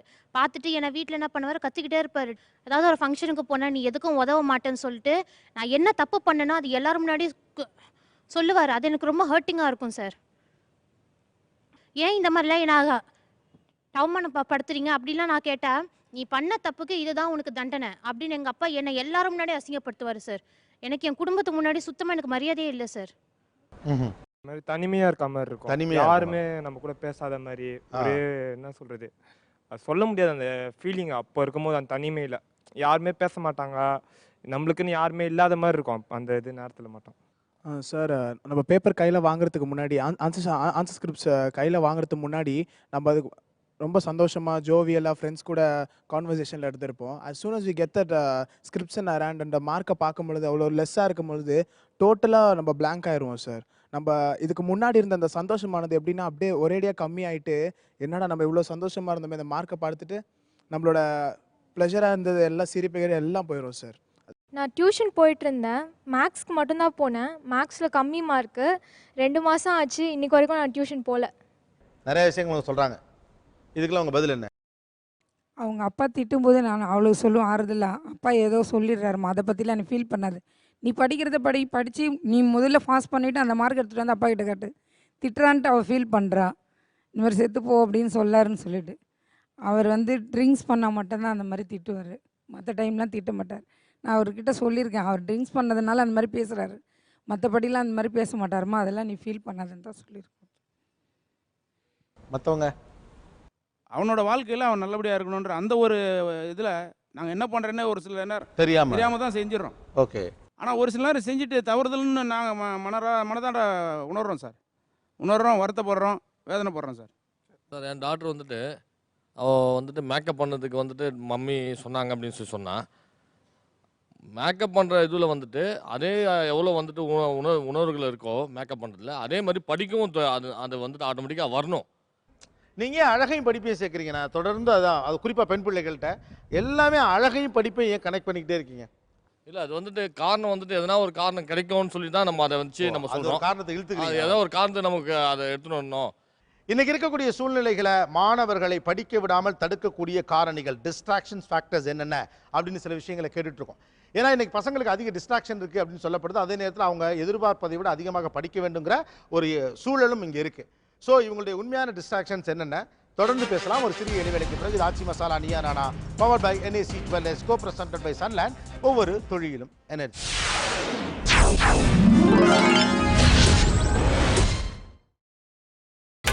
நீங்கள் பார்த்துக் கொண்டிருப்பது உங்கள் Vijay. Welcome back to Aachi Masala Neeya Naana, powered by NAC Wellness, co-presented by Sunland. ஒவ்வொரு தொழிலும் எனர்ஜி. ஒரு பக்கம் ஆசிரியர்கள் மற்றும் பெற்றோர்கள், இன்னொரு பக்கம் எனக்கு படிப்பு வரல அல்லது படிப்பு பிடிக்கல அப்படின்னு சொல்லக்கூடிய பிள்ளைகள். அடுத்த ஒரு கேள்வி, உங்கள் பிள்ளை படிக்காமல் இருக்குது, ஒழுங்காக படிக்க முடியாமல் இருக்குது, அல்லது ஒழுங்காக பர்ஃபார்ம் பண்ணாமல் இருக்குது, உங்களுக்கு எவ்வளோ பயமாக இருக்குது? அவனோட வாழ்க்கை பின்னாடி எப்படி இருக்குமோ. ஓகே, வேற வேற லைவ்லிஹுட்டுக்கு என்ன ஆகும் தெரியாது சார். நாளைக்கு சாப்பாட்டுக்கு என்ன பண்ணுவாங்கன்றது தெரியல. எல்லாமே மிடில் கிளாஸ் தான். இந்த இன்செக்யூரிட்டி ப்ராப்ளம் எல்லாருக்குமே இருக்கும். அதனால நாளைக்கு நீ பார்த்துக்குன்னு சொல்கிறது தான் அவங்க ப்ரெஷராக ஃபீல் பண்ணுறாங்க. ஓகே, உங்கள் பிள்ளைகளுக்கு படிப்பு வராது, உங்களுக்கு எவ்வளோ பயமாக இருக்குது? சார் 1999 நான் வந்து ரிட்டன் எக்ஸாமில் கூட ஃபஸ்ட்டாக செலக்ட் ஆகிட்டேன் கவர்மெண்ட் இதில். ஆனால் வந்து ஒரு 2 மார்க்கு போனதுனால எனக்கு அந்த டீச்சர் வேலை வாய்ப்பு போயிடுது. அது மாதிரி என் பொண்ணுக்கு ஆகக்கூடாதுன்னு நினைக்கிறேன் சார். அதனால் வந்து அவளை இன்சிஸ்ட் பண்ணி படிக்க வைக்கிறேன், வேறு எந்த காரணமும் இல்லை. நம்ம பிள்ளை படிக்கலை அப்படிங்கிறப்போ அவனுடைய ஃப்யூச்சர் என்ன ஆகுங்கிறத பற்றி என்ன பயம் இருக்குது? என்ன வேலைக்கு போவான், நல்ல மார்க் எடுத்து படிக்கலைன்னா நாளைக்கு பெருசாகி எந்த வேலைக்கு போய் என்ன பண்ணுவான் அப்படின்னு கவர். என்ன வேலைக்கு போவான், என்ன பண்ணுவான், வேற வேற என்ன பயம் இருக்கிறது? சொந்தமாக ஒரு ட்ராவல்ஸ் வச்சா கூட கணக்கு போட்டு அவன் கிலோமீட்டர் கணக்கு பண்ணி வாங்கக்கூடிய அளவுக்கு அவனுக்கு கெப்பாசிட்டி இருக்கும். அந்த அளவுக்காவது அவன் படித்தாவே போதும். அந்த அளவுக்காவது படித்தா போதும். அளவுக்காவது படிச்சிருக்கணும். ரைட். வேற என்ன பயம் இருக்குது? படிக்காத பிள்ளை எதிர்காலம் பற்றி பயம் என்ன? படித்தாதான் அவங்களால வந்து அவங்க சொந்த காலில் நின்னா தானே சார் நாளைக்கு எந்த ப்ராப்ளமும் ஃபேமிலியில் எதுனா ப்ராப்ளம் இருந்தால் கூட அவங்களால ஃபேஸ் பண்ண முடியும். வேற என்ன பயம் இருக்கிறது? பெற்றோர்களுக்கு இருக்கக்கூடிய பயம், படிக்கலைன்னா நம்ம என்ன தொழில் பண்ணுறோமோ அந்த தொழில் அவனை இம்ப்ரூவ்மெண்ட் பண்ணணும் சார். அதுதான் அவனும் வருவாங்கிற பயம் இருக்கா? வேற என்ன பண்ணுது? படிக்கலை எதுலேயும் வரலைன்னா அதுதான் பண்ண முடியும். நம்மளை மாதிரி கஷ்டப்படக்கூடாதுன்னு ஒரு பயம் இருக்குது சார். அவங்க நல்லா படிக்கணும், அவங்களால முடிஞ்ச அளவு படிக்கணும், கஷ்டப்படக்கூடாது, அது ஒரு பயம் இருக்குது. பிள்ளைங்க படிச்சிச்சிங்கன்னா நமக்கு கஷ்டம் இல்லை, ஏதோ பின்னாடி நல்லா லைஃப்பில் நல்லா இருக்கும். இப்போ இவ்வளோ தூரம் படிக்க வச்சுருக்கோம் நம்ம, சரிங்களா, இவ்வளோ தூரம் படிக்க வச்சிட்டோம், ஏதோ ஒரு வேலைக்கு போனால் நிம்மதிமா இந்த மாதிரி பண்ணிக்கமா அப்படின்னு நம்மளை அவங்களுக்கு இல்லை ஒரு யதார்த்தமாக சிந்திக்கக்கூடிய அம்மா. நல்ல மாப்பிள்ளை கூட தேட முடியாது, நல்ல மாப்பிள்ளை கூட தேட முடியாமல் போயிடலான்னு பயமா இருக்கு. ஓகே, ஜாப் என்ன ஜாப் பண்ணி எப்படி நாளைக்கு லைஃப்பில் சர்வே பண்ணுவோம் அப்படிங்கிற மாதிரி பயம் வரும். பக்கத்தில் வேற என்ன பயம்? நாங்கள் வந்து மிடில் கிளாஸ் தான், அதுவும் எங்கள் ஃபேமிலி வந்து ரொம்ப லோயர் லெவல்லேருந்து வந்தது. ஸோ எங்களுக்கு பண அளவில் இன்ஃப்ளூயன்ஸ் பண்ணிக்கிறதுக்கோ இல்லை நல்ல ஒரு பெரிய இடத்துலேருந்து ஆளுங்க சிபாரிசு பண்ணுறதுக்கோ எந்த ஒரு இதுக்குமே வந்து எந்த ஒரு உதவியும் கிடையாது. ஸோ நாங்கள் இண்டிவிஜுவலாக நாங்களே அதை ரைஸ் பண்ணினா தான் உண்டு எங்கள் நாலேஜை. ஸோ அந்த ஒரு இது பண்ணும்போது நான் வந்து ஆக்சுவலாக ஹிந்தி பிஎட் படிச்சிருக்கேன், அப்புறம் எம்ஏ படிச்சிருக்கேன், எம்காம் படிச்சிருக்கேன், மியூசிக்லேயும் டீச்சர்ஸ் ட்ரைனிங் பாஸ் பண்ணியிருக்கேன், பிஎட், சிஎல்ஐஸ் படிச்சிருக்கேன், எல்லாம் படிச்சிருக்கேன். ஆனால் என்ன ஆச்சுன்னா இந்த ஒரு சில இன்சிடென்ட்ஸ் இன்னைக்கு வரையும் அது என்னுடைய மனசில் வந்து தவிர்க்க முடியாத ஒரு வடுவா நின்று இருக்கு. மிடில் கிளாஸ் நம்ம படிப்பு நம்பி தான் இருக்கோம். அப்படி இருக்க பட்சத்தில் அதை கரெக்டாக படிச்சிடணும். கண்டிப்பா அந்த ஆப்பர்ச்சுனிட்டி ஒரு முறை வரும்போது அதை யூட்டிலைஸ் பண்ணிட்டு நம்ம மேலே போயிடணும். நமக்கு வேற யாரும் அந்த கதவை திறந்து கொடுக்க வேண்டிய அவசியம் கிடையாது. ஒருவேளை படிக்காம போயிட்டாங்கன்னா? இல்ல சார், படிக்கிறாங்க சார். அதை நாங்க ஃபர்ஸ்ட்ல இருந்தே இல்ல, இப்போ ஒருவேளை படிக்கல என்ன ஆகும்? மிடில் கிளாஸ் தன்னைத்தானே காப்பாத்திக்கனா படிக்கணும்ங்கறீங்க. படிக்கலனா என்ன ஆகும்னு நினைக்கிறீங்க? படிக்கலனா முன்னுக்கு வர முடியாது சார். காம்படிஷன் வேர்ல்டுல ரொம்ப அவமானப்பட்டு தான் சார் வாழ்க்கை. படிக்கலனா வாழவே முடியாதான்னு கேக்குறேன். படிக்கலனா வாழ முடியாதுன்னு இல்ல, வாழ முடியும். ஆனா லோயர் லெவல்ல இருக்கும். நம்ம எதிர்பார்த்த நம்முடைய கனவுகளை வந்து நம்ம அச்சீவ் பண்ண முடியாது. ஓகே, மேல ஆட்ட கொடுங்க. செக்யூர்டாக ஃபீல் பண்ண மாட்டேன். எனக்கு அப்புறம் அவ என்ன ஆவா அப்படிங்கிற ஒரு ஃபீலிங் இருக்கும். பிகாஸ் ஹெல்த் வைஸ் அவ்வளோ இது கிடையாது நான். அதனால் எனக்கு கொஞ்சம் இப்போலேருந்தே எனக்கு அந்த பயம் இருக்குது. I understand. ஓகே, இப்போ இதான் இன்னைக்கு இருக்கக்கூடிய நிலைமை. ஒரு பக்கம் குற்றவாளிகள் இல்லை, படிக்க முடியல, படிப்பு வரல, ஆனால் படிப்பு இல்லைன்னா ஒன்றுமே பண்ண முடியாது அப்படிங்கிற கண்டிஷனில் இருக்கிறதுனால இவங்க சில விஷயங்களை முன்வைக்கிறாங்க. இது இவங்க ஒரு திசையிலையும் இவங்க ஒரு திசையிலையும் பயணிக்கிறாங்க. கிராஸ் ஆகிறப்ப ஹர்ட்டிங்காக ஏதோ நடந்து போகுது. 4 கெஸ்ட் வந்திருக்கீங்க. ஞானி சார்ட்டு நான் ஆரம்பிக்கிறேன். I am very deeply disturbed. Very deeply disturbed. என்ன நிறைய பிரச்சனை இவங்க 2 பேர் கண்ட்ரோல்லையுமே இல்லை. இவங்க 2 பேர்கிட்டையுமே இல்லை. மோசமான சிலபஸ், மோசமான சிஸ்டம் ஆஃப் மார்க்கு. மனப்பாடம் பண்ணாதான் மார்க் வாங்க முடியும். கட் ஆஃப் மார்க் இருந்தால் தான் டாக்டருக்கு போக முடியும், இன்ஜினியரிங் போக முடியும். அப்படிங்கிற இந்த என்டையர் எஜுகேஷன் சிஸ்டத்தை பற்றி அதில் ஒரு துரும்ப நகத்தை கூட பேரண்ட்ஸால் முடியாது, ஸ்டூடெண்ட்ஸால் முடியாது. என்ன அந்த ஒரு பெரிய சிஸ்டத்துக்குள்ளே இவங்க எல்லாம் போய் ஒரு கரும்பை வந்து போட்டு பிழிஞ்சு வெளில அனுப்புகிற ஆலையில் மாட்டிக்கிட்ட மாதிரி இவங்க எல்லாம் மாட்டிக்கிட்டு இருக்காங்க, அவங்களும் மாட்டிக்கிட்டு இருக்காங்க. அதன் விளைவுகளை இவங்க எல்லாம் அனுபவிச்சுக்கிட்டே இருக்காங்க. அந்த இங்கே இருக்கிற இந்த எஜுகேஷன் சிஸ்டத்திலே பிரச்சனை இருக்குது. அதோட அவுட்கம் தான் இங்கே பேசிக்கிட்டே இருக்காங்க. அதனுடைய எக்ஸ்பிரஷன்ஸ் அங்கங்கே அப்பப்போ வருது. நம்ம காது கொடுத்து அது ஒழுங்காக கேட்க மாட்டேங்கிறோம். இதே மாதிரி இன்னொன்று சொல்லுவாங்க, என்னென்னா நான் வந்து படிக்க முடியல, நான் எனக்கு கிடைச்ச வாய்ப்புகளை வச்சு நான் ஒரு இப்போ இண்டஸ்ட்ரியலிஸ்ட் ஆகிட்டேன்னு இதே மேடையிலே நிறைய பேர் பேசினவங்களையும் நான் பார்க்குறேன். ஃபஸ்ட் ஜென்ரேஷன் என்டர்பிரினர்ஸாக இருந்தவங்க எதுவுமே படிக்காமல் அந்த லேட்டர் 70ஸ்லேருந்து 90s வரைக்கும் கிடைச்ச ஆப்பர்ச்சுனிட்டி யூஸ் பண்ணி முன்னுக்கு வந்தாங்க. ஆனால் அவங்க செகண்ட் ஜென்ரேஷன் எப்படி இருக்காங்கங்கிறத கேட்கணும். அவங்க செகண்ட் ஜென்ரேஷனில் படிக்காமல் இந்த காம்படிஷனில் கவனிக்காமல் அவங்க இருந்திருந்தாங்கன்னா அந்த கன்சர்ன் இன்றைக்கி இருந்திருக்காது. இது வந்து நம்ம தமிழ்நாட்டில் இருக்கிற கிளஸ்டர்ஸ்லேயே பார்ப்போம். திருப்பூர், கரூர், சிவகாசியில் பாருங்கள், அது எதுவுமே கிடையாது. அவன் பையன் ஹார்வர்டு யூனிவர்சிட்டியில் போய் படிக்கிறவனும் இருக்கான், ஐஏஎம்மில் படிக்க வைக்கான், காசு கொடுத்து. அந்த காம்படிஷன் என்னென்னா நம்ம வந்து அவன் அப்ரோச் காசு கொடுத்தா போயிடுறான். உள்ளே போயிட்டு அந்த காம்படிஷனில் வந்து சர்வை பண்ணணும். அப்படி சர்வை பண்ணவன் தான் இன்றைக்கி அந்த எஸ்டாப்ளிஷ்மெண்ட்டை இன்னும் அடுத்த ஸ்டேஜுக்கு கொண்டு போய்கிட்டு இருக்கான். ஸோ பிளாங்காக அதில் மட்டும் இருந்தாலும் போதாது. அதே சமயம் ஒரேடியாக பேரண்ட்ஸை பேசுகிற விஷயம் என்னென்னா, நான் அதான் ஒன்று இந்த பழைய ஃபார்மேட்டை வச்சு பேசுகிறது, இன்னொன்று இந்த சேட்டன் பகத் ஸ்டைலில் ஃபுல்லாக ஃபேஸ்புக் சோஷியல் நெட்வொர்க்ஸ் ஃபுல்லாக பார்த்தீங்கன்னா டீச்சர்ஸை நக்கல் அடிக்கிறதும் பேரண்ட்ஸை கண்ணாபுனான்னு நக்கல் அடிக்கிறதும் இருக்கும். எதுவுமே நாங்கள் கிரவுண்ட் ரியாலிட்டியில் என்ன இன்றைக்கி நம்மளால் எந்த சிஸ்டத்தை மாற்ற முடியும் சார்? எவ்வளோ நாளாக நம்ம போராடிட்டு இருக்கோம். 1950s தமிழ் சூழலில் பெரியாரும் ராஜாஜியும் ஒரு டிஸ்கஷன் பண்ணாங்க. அதுக்கப்புறம் 60 வருஷம் ஆச்சு ஒரு டிஸ்கஷன் பண்ணி நம்ம கொண்டு வந்ததுக்கு. இதோட அவுட்புட் என்ன? 4 வருஷம் ஆச்சு. எந்த இது மீடியா எடுத்துருக்கு? எதுவும் எடுக்கலை. கிரவுண்ட் ரியாலிட்டியில் என்னங்கிறத பேசணுன்னு தான் நான் இங்கே வந்திருக்கேன். இந்த கிரவுண்ட் ரியாலிட்டியை பார்க்கும்போது இவங்களுடைய இதை 100% பேரண்ட்ஸோட இதில் 100% நியாயம் இருக்குது. திரும்ப நான் சொல்கிறது, இன்னைக்கு நீங்கள் சக்ஸஸ்ஃபுல்லாக இருக்காங்க, செகண்ட் ஜென்ரேஷனில் சக்ஸஸ்ஃபுல் ஆனாங்கன்னா எளிதான ஆகிருக்காங்கன்னா மார்க்கில் ஆகலை, படிப்பினால் ஆகலை, அவங்களுக்கு வாழ்க்கை கல்வியினால் ஆகிருக்காங்க. வாழ்க்கை கல்வி வேற, பள்ளிக்கூட படிப்பு கல்வி வேற சார். ஃபர்ஸ்ட் ஜெனரேஷன்ல தான் அப்படி இருந்தாங்க. இல்ல, 2வது ஜெனரேஷன் 3வது ஜெனரேஷன் சொல்றேன். இல்ல சார், இது உதாரணம் சொல்றேன். உதாரணமே இப்ப சொல்றேன். நான் மேற்கொண்டு சொல்லி என்னால் இன்னைக்கு வந்து அடுத்த 3 மணி நேரத்தை பத்தி என்னால் பத்தி பேச முடியும். என்ன காரணம் என்னன்னு, நான் மாணவர்களோட போய் வேலை செஞ்சுக்கிட்டு இருக்கேன். இந்த வயது மாணவர்களோட நான் போய் வேலை செஞ்சுக்கிட்டு இருக்கேன், தொடர்ந்து வேலை செஞ்சுக்கிட்டு இருக்கேன். ஆனால் நான் அந்த உரிமையோட பேசுறேன். சில டாப்பர்ஸ் பூராவும் கேம்பஸ் இன்டர்வியூவில் ரிஜெக்ட் ஆகிறாங்க 5 வருஷம் முன்னால். யூனிவர்சிட்டிலேருந்து விசியும் மீதி ப்ரொஃபஸர்ஸும் எல்லாரும் டிஸ்கஷனில் உட்காடுறாங்க வித் சிஇஓஸ். ஏன் ரிஜெக்ட் பண்ணுறீங்கன்னு கேட்குறாங்க. அதை பற்றி இவ்வளோ பேரை கேம்பஸ் இன்டர்வியூவில் பிளேஸ்மெண்ட் இல்லையே, என்ன காரணம்னு அவங்க பதில் சொல்கிறாங்க. இவங்க எல்லாம் மார்க் வாங்கியிருக்காங்க, ஆனால் எங்கள் ஆஃபீஸில் வந்து வேலை செஞ்சதுக்கு வேண்டிய டீமை நடத்துறதுக்கான எந்த ஸ்கில்லும் இவங்ககிட்ட இல்லை. அந்த ஸ்கில்ஸுக்கே கூட இந்த எஜுகேஷன் சிஸ்டம் ப்ரொவைட் பண்ணலை.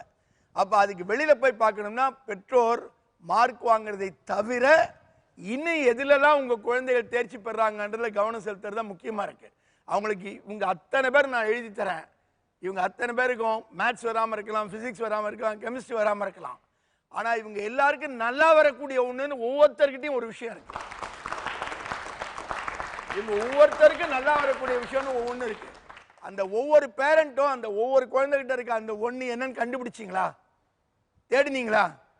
எல்லாராலையும் தனித்தனியாக அவங்கவுங்க திறமைகளை கொண்டு வந்து இந்த மெட்ரோவில் இல்லை எல்லா பேரண்ட்ஸாலையும் சாத்தியப்படுத்த முடியும்னு சொல்கிறாங்க. நான் இப்போ பேரண்ட்ஸையும் நான் செக்ரிகேட் பண்ணி பார்க்க விரும்புகிறேன். ரொம்ப பணக்காரங்க பற்றி கவலைப்படாது, ஏதாவது ஒரு அவங்களுக்கு உண்டான தேவைப்பட் எங்கே கொண்டு விடணும் அப்படிங்கிறது பண்ணிக்குவாங்க. ரொம்ப எக்கனாமிக்கலாக ரொம்ப லோயராக இருக்கவங்களுக்கு அது தெரியாது. ஏன்னா இன்னும் ஃபஸ்ட் ஜென்ரேஷனாக வந்து சாதிக்க வேண்டியவங்க இருக்காங்க. நான் இங்கே பதிவு பண்ணுற இப்போ இருக்கிற அந்த ஒரு மிடில் கிளாஸ் செட்டப்லேயே பார்த்தோன்னா அவங்களால அவங்களுடைய சோஷியல் செட்டப் இந்த இடத்துல நான் சொல்லணும்னா சமூக அமைப்பு, குடும்ப அமைப்பு, ஜாதி அமைப்பில் இருந்து நான் சொல்கிறேன். நமக்கு ஒன்று இருக்குது பார்த்தீங்களா, நம்மளால் இந்த ஒரு ஃபைன் ஆர்ட்ஸ் அதுக்கான என்விரான்மெண்ட்டையோ கொடுக்குற அளவுக்குலாம் நம்ம இன்னும் வளரல. உங்களுக்கு வந்து உயர் ஜாதியிலேருந்து பிறந்து வந்த குழந்தை தான் ஆர்ட்டுக்கு போக முடியும், தாழ்த்தப்பட்ட ஜாதியிலேருந்து வந்த குழந்தை கலைத்துறைக்கு போக முடியாது, வேறு துறைகளுக்கு போக முடியாது. அப்படிங்கிறதெல்லாம் நீங்களாக செய்து கொள்ளக்கூடிய கற்பிதம் சார். நடக்கணுங்கிறது எல்லாருக்குமே அந்த ஒரு சொசைட்டி, அந்த கனவு. இவங்க எந்த இப்போ அவர் தான் சொன்னார்ல, சச்சின் ஆகணும்னு தான் ஆசைப்பட்டார். ஆனால் சச்சின் கவாஸ்கர் ஆகணும்னு ஆசைப்படல. அது எல்லாருக்கும் சச்சின் ஆகிட முடியாதுங்கிறதா யதார்த்தம்னு நீங்க யதார்த்தத்துல இருந்து நம்ம பேசி ஆகணும் சார். இந்த இடத்துல நம்ம தோல்வி அடைஞ்சிருக்கோம் அப்படின்னா அதை பத்தி பேசி ஆகணும். பேசலாம் ஒரு சிறிய இடைவேளைக்கு பிறகு. இது Aachi Masala Neeya Naana power by NAC Jewellers Co presented by Sunland. ஒவ்வொரு தொழிலும் எனர்ஜி.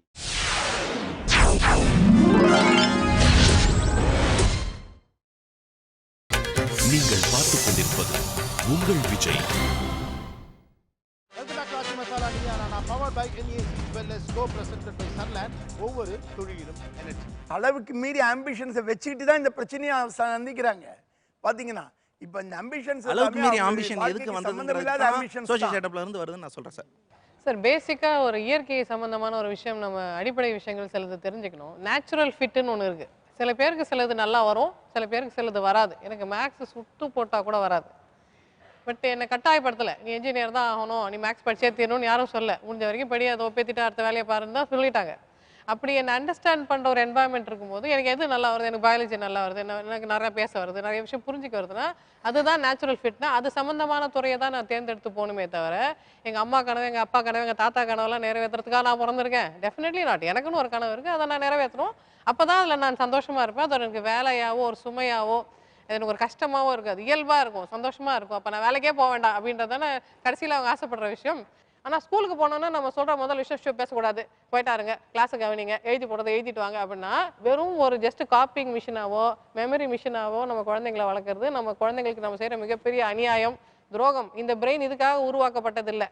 இந்த பிரெயினோட டிசைன் என்னென்னா, நான் ஒரு விஷயத்தை பார்த்தேன், அதை புரிஞ்சுக்கிறேன், அது எப்படி வேலை செய்து இயங்குதுன்னு நான் தெரிஞ்சுக்கிறேன், இது மாதிரி பலதை நான் உருவாக்குவேன். அப்ளை பட்டதான் நம்ம பிரெயினோட மிகப்பெரிய அதோட ஆற்றலே தவிர பார்த்து காப்பி அடிக்கிறது நம்ம பிரெயினோட ஆற்றல் இல்லை. அதுக்கெல்லாம் மிஷின் வந்துருச்சு. இப்போ இது எவ்வளோ தூரம் நான் எல்லாருமே நான் அவ்வளோதான் பாசிபிலிட்டி எல்லாராலையும் பண்ண முடியுமா?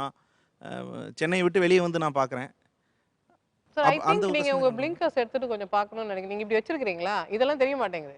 நான் குறிப்பாக சொல்ல விரும்புறது, இப்போது நம்ம இந்த அமைப்பு தான் இருக்குது, இந்த அமைப்பில் தான் உயிரோடு இருக்கணும், வேறு வழி இல்லை. இவங்க ரெண்டு பேருக்கு அதான் பிரச்சனை. பெற்றோர்கள் ஏன் பாடத்தை சொல்லி தரல அப்படின்னா பெற்றோர்களுக்கு அந்த பாடம் புரியலங்கிறத விட உண்மையிலே அது தெரியல. என்னுடைய அனுபவத்தை என்னுடைய பையன் படிக்கிற புஸ்தகம் எனக்கு புரியல, ஆனால் என்னுடைய பையனுக்கு சொல்லித்தரல. ஏன் சொல்லித்தரல நம்ம கேட்குறாங்க இல்லையா?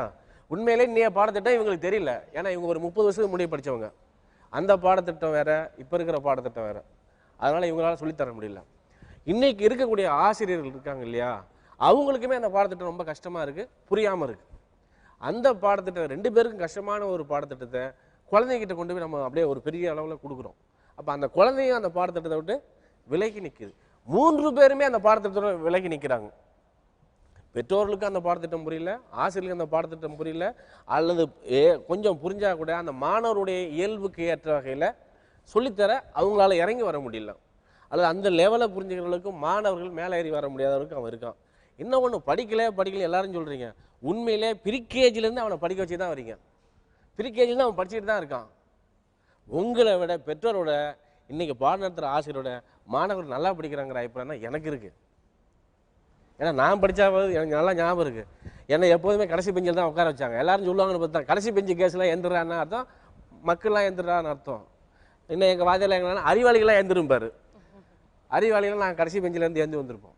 ஆனால் அந்த மாதிரிலாம் இல்லாமல் ரொம்ப பொறுப்பாக தான் பதில் பேசுகிறான், ரொம்ப பொறுப்பாக ஆன்சர் பண்ணுறான், கொஞ்சம் கூட பயப்படாமல் ஒரு மைக்கு இவ்வளோ பெரிய ஆடியன்ஸ் இருக்கிற இடத்துல ரொம்ப கிளாரிட்டியாக என்ன நினைக்கிறான் டிக்ளேர் பண்ணுறான். இதே மனநிலை பெற்றோர்கள் கிடையாது. அரசாங்க டாக்டரே வேணும், அண்ணா யூனிவர்சிட்டியே சீட்டு வேணும்னா அங்கே இருக்கிறது 500 சீட்டு தானே இருக்குது, 500 சீட்டு தானே இருக்குது. அந்த 500 சீட்டுக்காகத்தான் தமிழ்நாட்டில் படிக்கிற அநேகமாக ஒரு 12 லட்சம் மாணவர்கள் போராடுறான், கொள்றான் அவனை. என்ன கேட்டால் தனிப்பட்ட முறையில் பெற்றோர்களை முதல்ல பனிஷ் பண்ணால் பரவாயில்ல அப்படின்றது என்னோட தனிப்பட்ட அபிப்பிராயம். ஏன் 1100 மார்க் வாங்குறவங்க தான் உயிரோடு இருக்கணுமா? ஒரு 620 மார்க் இருக்கிறவங்க உயிரோடு இருக்கக்கூடாதா? அந்த பூமியில் இருக்கக்கூடாதா? நான் 12ஆவதுல வெறும் 624 மார்க் தான் வாங்கினேன். 10ஆவதுல வெறும் 181 மார்க் தான் எடுத்தேன். நான் ரைட்டரா இல்லையா? ஏன் ஒரு வாத்தியார் ஆசிரியரும் கூட. ஆமாம், ஒரு வாத்தியார் ஆகும்னு நினைங்க, ஒரு தாலுகா ஆஃபீஸில் கிளர்க் ஆகும்னு நினைங்க, விவசாயம் பார்க்க முடியாது, உங்கள்கிட்ட லேண்ட் இல்லை, அரசாங்க வேலை தான் பார்க்கணும், ஒரு கம்பெனியில் தான் வேலை பார்க்கணும், ஒரு கிளர்க்காக வேலை பார்க்கணும்னு நினைங்க, ஒரு சூப்பரண்டாக இருக்கணும்னு நினைக்கிறீங்க, அந்த சீஃப் போஸ்ட் ஒன்றே தானா? அந்த சீஃப் போஸ்ட் ஒன்று தானே? அப்போ அந்த ஒன்று நோக்கின உங்கள் கனவு வந்து உங்களையும் கொடுமைப்படுத்தி குழந்தைகளையும் கொடுமைப்படுத்தி நீங்களும் நரகமாகி அவங்களையும் நரகமாகி நிறைவேறாத ஒரு ஆசை எப்படி நீங்கள் உற்பத்தி பண்ணிகிட்டே இருக்கீங்கன்னு எனக்கு தெரியவே இல்லை. நான் படிக்காட்டின என்ன நான் உயிரோடக்கூடாது அந்த பூமியில்? வெளியில் அவங்க கேட்கல, அவ்வளோதான். எல்லாரும் உள்ள வச்சிருந்த கேள்வி அது. நான் எதிர்பார்த்தேன், நான் படிக்கல என்ன நட்டமாக போகுது, நான் உயிரோடக்கூடாதா, நான் விவசாயம் பண்ணக்கூடாதா, வேறு கம்பெனி வைக்கக்கூடாதா, ஒரு சைக்கிள் கடை வைக்கக்கூடாதா, எல்லாரும் அரசாங்க வேலையை பார்க்கணுமா? எல்லாரும் நினைக்கிறாங்க பாதுகாப்பு. என்ன பாதுகாப்பு? உன் உடலில் எவ்வளோ உன் உயிருக்கு எவ்வளோ நேரம் உனக்கு பாதுகாப்பு தர முடியும்? எவ்வளோ நாளைக்கு உயிரோடு இருப்பேன்? எவ்வளோ காலத்துக்கு உயிரோடு இருப்பேன்? பூமி நாளைக்கு சுனாமி வராங்கிறது என்ன நிச்சயம்? முதல்ல படிக்கலாம் அவனை கொல்லுவீங்க, படித்து வேலைக்கு போன பிறகு என்ன பார்க்கலன்னு திரும்பி அவனை கொல்லுவீங்க.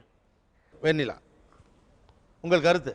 கிரிக்கெட் விளையாட தெரியும் அப்படின்னா அந்த பையன் சச்சினா தான் வரணுமா? ஏன் நம்ம ஊரில் இருக்கிற ஒரு சின்ன கிளப்லேயோ ஒரு மாவட்ட அளவுலையோ வட்டார அளவுலையோ விளையாடுற ஒரு ஆளாக இருக்கக்கூடாதா? வக்கீல்னா ராம்ஜெத் மலானியா தான் ஆகணுமா? டான்சர்னா பத்மா சுப்பிரமணியனுக்கு அடுத்த இடத்துல தான் நம்ம பிள்ளைங்க இருக்கணும் அப்படின்னு எல்லாத்துலேயும் ஃபர்ஸ்ட் நம்பர் 1 அப்படின்றது மட்டும்தான் இருக்கணும் அப்படின்ற எதிர்பார்ப்பே ரொம்ப பயமுறுத்த அச்சுறுத்தக்கூடிய ஒரு விஷயமா இருக்கிறதா நான் பார்க்குறேன். பெற்றோர்கள் வந்து இந்த பயம்தான் அந்த குழந்தைங்களை வந்து தான் அனுபவிக்காத எல்லாத்தையும் தான் குழந்தைங்க அனுபவிக்கணும், நம்ம ஸ்கூலுக்கு போல நம்ம குழந்தை சிபிஎஸ்சிக்கு போட்டோம் அப்படின்னு அந்த குழந்தையினுடைய இயல்புக்கு மாறான ஒரு விஷயத்தை கொண்டு போய் நிறுத்துறதா வந்து நான் பார்க்குறேன். ஒரே ஒரு கேள்வி இந்த பிள்ளைங்களெல்லாம் நான் கேட்க விரும்புகிறேன். இதில் எத்தனை பேர் வந்து தமிழ் வழியில் படிக்கிறாங்கன்னு நான் தெரிஞ்சுக்க விரும்புகிறேன். நல்லா கை தூக்குங்க. ஒரு ஆள் தான் தூக்குறீங்க, நீங்களா நல்லா கை தூக்குங்க. ஒரு ஆள். ஸோ ஒரே ஒரு குழந்தை தான் வந்து தமிழ் வழியில் வந்து படிக்குது. வந்து இதுவே ரொம்ப வந்து ஒரு நம்ம சமூகம் வந்து எதை நோக்கி போயிருக்கு, கல்வி ஏன் இவ்வளோ ஒரு கனமான அச்சுறுத்தக்கூடிய விஷயமா இருக்கு அப்படின்றதுக்கான அடிப்படை பிரச்சனையா நான் பார்க்குறேன். இந்த குழந்தைங்கள்லாம் ஃபிசிக்ஸும் கெமிஸ்ட்ரியும் எக்கனாமிக்ஸ் கூட கஷ்டமா இருக்குன்றாங்க. ஈவன் அந்த பிள்ளை தமிழ் படிக்க கஷ்டமா இருக்கு அப்படின்னு வந்து சொல்றாங்க. அவங்க தாய்மொழியில படிக்கும்போது உண்மையா இந்த கல்வியினுடைய சுமை இப்ப இருக்கிறதுல இருந்து பாதியா குறையும். இன்னைக்கு அரசு பள்ளிகளில் வேலை செய்யற ஆசிரியர்கள் எல்லாமே எங்களுடைய நிலைமை என்ன அப்படின்னா, இப்படி மக்கு பசங்கன்னு சொல்ற படிப்புல ரொம்ப பின்தங்கிய குழந்தைகளோட மட்டும்தான் எங்களுடைய எல்லா நாட்களுமே இருக்கு. நான் வந்து இது 24வது வருஷம் என்னுடைய பணியில நான் சேர்ந்து முதல்ல வேலைக்கு சேரும்போது ஒரு வகுப்புல நல்லா படிக்கிற பிள்ளைங்க டாப் ஸ்கோரர் இருப்பாங்க, தென் ஆவரேஜ் ஸ்டூடெண்ட்ஸ் இருப்பாங்க, அதுக்கப்புறம் கொஞ்சம் சுமாரா படிக்கிறவங்க இருப்பாங்க, அப்புறம் நம்ம ஆசிரியருடைய உதவியோடு மட்டும்தான் படிக்கிற குழந்தைங்க அப்படின்னு இருப்பாங்க. இன்னைக்கு எங்களுடைய நிலைமை மேல இருக்கிற போர்ஷனே கிடையாது. அப்படி இருந்தா அது ரொம்ப அதிர்ஷ்டமான பள்ளி, 1-2 பள்ளிகள் தான் இருக்கும். ஆவரேஜ் ஸ்டூடெண்ட்ஸு கொஞ்சம் பேர், அதுக்கு கீழே இருக்கிற பிள்ளைகள் மட்டும்தான் எங்ககிட்ட இருக்காங்க. அந்த குழந்தைக்கு டிஸ்ட்ராக்ஷன் என்ன இருக்கு, அந்த குழந்தையினுடைய பெற்றோர்கள் இந்த மாதிரி கவலைப்படலை. இன்னைக்கு சாயந்தரம் பையன் ஸ்கூல்ல இருந்து போய் பைய வச்சுட்டு அடுத்த நாள் காலையில ஸ்கூல் கிளம்பி வரும்போது பை எடுத்துட்டு வர 70% குழந்தைகள் தான் நாங்க வந்து பார்க்குறோம். இன்னைக்கு அந்த சூழல்ல இருக்கிற ஒரு குழந்தை 1150 மதிப்பெண் பெற்று, நான் சொல்ற இதே சூழல்ல நான் வந்து சாயந்தரம் ஆனா டியூஷன் அனுப்பாத, சாயந்தரம் ஆனா என் பக்கத்துல உட்காந்துக்கோ நான் சொல்லித்தரேன்னு சொல்லாத, சாயந்தரம் ஆனாக்கா நீ வந்து நைட்டு 10 வரைக்கும் படி, 12 வரைக்கும் படி, நான் உனக்கு டீ வச்சு தரேன்னு சொல்லாத, கவனிப்பே இல்லாத சூழல்ல இருந்து வர ஒரு குழந்தை கூட இன்னைக்கும் 1150 மார்க் வாங்கி அண்ணா யூனிவர்சிட்டியில வந்து படிக்கிறான். அப்போ வந்து நம்ம அதிகபட்சமா குழந்தைகளினுடைய உடல் நலன்லையும் அவங்களுடைய நட்புலையும் அவங்களுடைய சமூக விஷயங்கள்ல மட்டும்தான் அதிகபட்சமான அக்கறையும் பயமும் கொள்ளணுமே தவிர படிப்புல இவ்வளோ ஸ்ட்ரெஸ்ஸை செலுத்த வேண்டிய அவசியமே இல்லை. இது வந்து எங்க போகுதுன்னா தற்கொலை வரைக்கும் போகுது, வீட்டை விட்டு ஓடி போற வரைக்கும் போகுது, தவறான நடைமுறைகளுக்கு போகுது. தவிர காம்படிஷனுங்கிறது இங்கே இவங்களுக்கு அந்த ஹையர் கோர்ஸில் சேர்த்து விட்றதோட நின்று தான் இவங்க நினைக்கிறாங்க. இவங்க சொல்கிற எல்லா ஃபோட்டோகிராஃபி ஃபீல்டாக இருக்கட்டும், ஆர்ட் ஃபீல்டாக இருக்கட்டும், இங்கே இப்போ இந்த மாதிரி டாக் ஷோவாக இருக்கட்டும், ஆர்டிஸ்டாக இருக்கட்டும், ரைட்டர்ஸாக இருக்கட்டும், காம்படிஷன் கடைசி முடியும் நம்ம ஜெயிக்கிறத நோக்கி தான் போய்கிட்டு இருக்கோம். அந்த ரியாலிட்டி தான் பேரண்ட்ஸ் என்னமோ அந்த இடத்துல நிறைய இடத்துல இது பண்ணுற மாதிரி இருக்குது. அதுக்கு ரெஸ்பெக்ட் பண்ண தான் சொல்கிறேன் தவிர சேஞ்சஸை குறித்து நம்ம சிந்திக்கணும். சரி, காம்படிஷன் அப்படின்றது வந்து எப்படிங்க ஒரு குழந்தைய வந்து ஹர்ட் பண்ண அளவுக்கு, அவங்கள வந்து காயப்படுத்துற அளவுக்கு எப்படி அது வந்து அவ்வளவு பெரிய இடத்துக்கு போகும்? பேசிக்கா ஒரு விஷயம் நம்ம சொல்லலாம். இயற்கையிலே காம்படிஷன் இருக்கு. ஒரு சிங்கத்துக்கும் அடுத்த சிங்கத்துக்கும் காம்படிஷன் இருக்கு. அந்த சிங்கத்தோட தாய் வந்து என் குழந்தை தான் ஜெயிக்கும்லாம் அது சொல்லித்தர வேண்டியதை சொல்லித்தரதோட அந்த தாயோட தன்னையோட கடமையை முடிதே தவிர உனக்கு காம்படிஷன் இருக்கு, நீ ஜெயிக்கலன்னா தோத்து போயிடுவேன் அப்படின்னு சொல்றது அந்த குழந்தைக்கு நம்ம செய்யற மிகப்பெரிய இழுக்கு. ஏன்னா ரிசர்ச் என்ன சொல்லுதுன்னா, அந்த குழந்தை பரீட்சைக்கு படிக்கும்போது இல்லை புக் எடுத்து திறந்து படிக்கும்போது அந்த குழந்தை சந்தோஷமான மனநிலையில படிச்சா, தன்னை பற்றி உயர்வா நினைச்சுக்கிட்டு படிச்சா அந்த குழந்தைக்கு அதிகமா ஏறுதான். நீ மக்கு, நீ தண்டம், நீ வேஸ்ட்டுன்னு சொன்னா அந்த குழந்தைக்கு ஏறுறது கூட ஏறாது. ஸோ நம்ம அந்த குழந்தைய ஊக்குவிச்சு நீ நல்லா ஒரு ஒன்றும் இல்லை சிம்பிளான விஷயம் தான், அதெல்லாம் ஜாலியாக படிச்சிடலான்னு சொன்னால் அந்த குழந்தை படிச்சிடும். இது ரொம்ப கஷ்டம், அது ரொம்ப 10ஆவதுல நீ படிக்கலாம். அதுவும் டீச்சர்ஸ்னா மார்க்கை சொல்லி சப்ஜெக்டை சொல்லி தந்தா அப்போ டீச்சர்ஸே குழந்தைய தப்பாக வழி நடத்துறதா தான். நான் அது இந்த மொத்த புக்கையும் என்ன இருக்குது, இந்த சாப்டரில் இவ்வளோ தான் இருக்குது, ஈஸியாக இருக்குது அப்படின்னு அந்த குழந்தைக்கு ஆரோக்கியமாக ஒரு சுவாரஸ்யம் வர மாதிரி விளையாட்டுத்தனமாக சொல்லி தந்தா அந்த குழந்தை எல்லாத்தையும் கற்றுக்கும். இதுக்கு இத்தனை மார்க், இது இத்தனை மார்க்குன்னு சொன்னால் நம்மளே திரும்ப அந்த குழந்தைகளை மார்க் வாங்குற மிஷினாக எல்லாம் மாற்றிக்கிட்டு இருக்கோம். இதுக்குள்ள இதில் ஒரு பெரிய சிக்கல் இருக்குன்னா, ரியாலிட்டி அப்படின்னு ஒன்று இருக்குது, அதை மீறி புரிதல்னு ஒன்று இருக்குது. புரிதலுக்கே ஒரு ஸ்ட்ரென்த்து தேவைப்படுது. இப்போ ஒரு விஷயத்தை ஏற்றுக்கொள்வதற்கு அவங்க கடந்து வரக்கூடிய அனுபவங்கள் தரக்கூடிய சக்தியும் தான், அதுதான் அவங்கள அந்த முடிவுக்கு வர வைக்குது. அந்த முடிவுக்கு எல்லாராலையும் உடனே வந்துட முடியல. இப்போ என்னென்னா, கடைசியில் பார்த்துட்டு ஐடியாலஜி எது சரி அப்படிங்கிற எல்லாத்தையும் வந்து இந்த கல்வி திட்டத்திற்குரிய சிக்கல் இது எல்லாத்தையும் நகர்த்தி வச்சுட்டு ஒரு படத்துக்குள்ளே வச்சு பார்த்தோம்னா பேரண்ட்ஸ் எல்லாத்தையும் ஒதுக்கிட்டு ஒரு 30% 20% பசங்க இப்படி தங்கிடுறாங்க. இவங்களுக்கு நீங்கள் என்ன சொல்ல விரும்புறீங்க? அவ்வளோதான், 1 minute. ஸ்கில்ஸ் அவங்க கற்றுக்கணும், அதை நான் மறுக்கவே இல்லை. உதாரணமாக மேத்தமேட்டிக்ஸ் டஃப்பாக இருக்கலாம், ஆனால் அரித்மெட்டிக் கற்றுக்காமல் வாழ்க்கையில் இருக்கவே முடியாது. என்ன ப்ளஸ்ஸு மைனஸு மல்டிப்ளிகேஷன் டிவிஷன்ற ஃபண்டமெண்டல்ஸ் தெரிஞ்சுதான் ஆகணும். இந்த மாதிரி சில ஃபண்டமெண்டல்ஸ் எல்லா சப்ஜெக்ட்லையும் தெரிஞ்சுதான் ஆகணும். அந்த ஸ்கில்ஸ் யாரும் வேணானே சொல்ல முடியாது. பெற்றோர் இவங்களுக்கு என்ன கான்ட்ரிபியூட் பண்ணோன்னா ஒன்றே ஒன்று தான், வேல்யூஸ் தான் கான்ட்ரிபியூட் பண்ணணும். பெற்றோர் ஆனால் ஸ்கில்ஸை பற்றியே தான் கவலைப்பட்டுக்கிட்டே இருக்காங்க. என்றைக்கு இவங்க வேல்யூஸ் பற்றி கவலைப்படுவாங்க தெரியுமா? இவங்க பசங்களாம் பெரியவங்களானதுக்கு பிறகு 40 வயசான காலத்தில் ஊழல் பண்ணிட்டு உள்ளே சிக்கி மாட்டிட்டான்னு கேட்டால் ஐயோன்னு தள்ளடிச்சுப்பாங்க, என் பையனால என் குடும்ப பேர் போச்சேன்னு. பிறகு 65 வயசில் தன்னை கவனிக்காமல் அவன் மனைவியோட வெளியூருக்கு போயிட்டான்னா, அப்பா அம்மா கவனிக்காத பையன் ஆகிட்டான்னு அன்றைக்கி வேல்யூஸ் பற்றி கவலைப்படுவாங்க. ஆனால் இன்னைக்கு வேல்யூஸ் பற்றி கவலைப்படணும், ஸ்கில்ஸ் பற்றி அவங்க கவலைப்பட்டால் போதும். தொடர்ந்து பேசலாம் ஒரு சிறிய இடைவெளிக்கு பிறகு. ராசி Masala Neeya Naana powered by NAC Jewellers, co-presented by Sunland. ஒவ்வொரு தொழிலும் எனர்ஜி.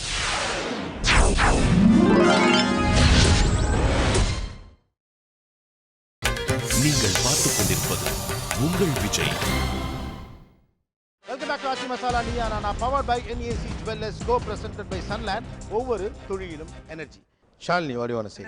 இந்த வயசுல படிப்புன்றது ரொம்ப முக்கியமான விஷயமா நம்ம முன்னிறுத்தினாலும் இயற்கை வேற விதமா வேலை செய்யுது. இந்த வயசுல நீங்க வெளிப்படையா சொல்ல வெக்கப்பட்டாலும் இந்த வயசு உங்களுக்கு முக்கியமான தேவை உங்க அழகுணர்ச்சியா இருக்கும். உங்களை பத்தி எதிர்பாலினம் என்ன நினைக்குதுன்றது தான் இப்போ இருக்கிற மிகப்பெரிய பிரச்சனை. இப்போ நிறைய விஷயத்துல நீங்க அதெல்லாம் சொல்லிட்டு தான் இருந்தீங்க.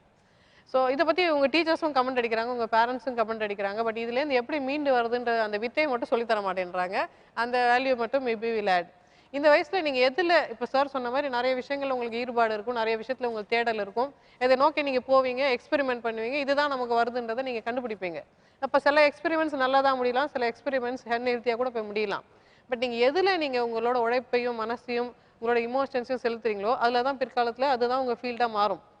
இப்போ நீங்கள் அழகு உணர்ச்சியிலையோ இல்லை கிரிக்கெட்லேயோ இதில் நீங்கள் செலவு பண்ணுற காலம், நீங்கள் செலவு பண்ண நேரம், செலவு பண்ணுற உணர்ச்சி பதில் தருமா, ரிட்டர்ன் ஓவர் இன்வெஸ்ட்மெண்ட் வருமானு நம்ம யோசிக்கணும்.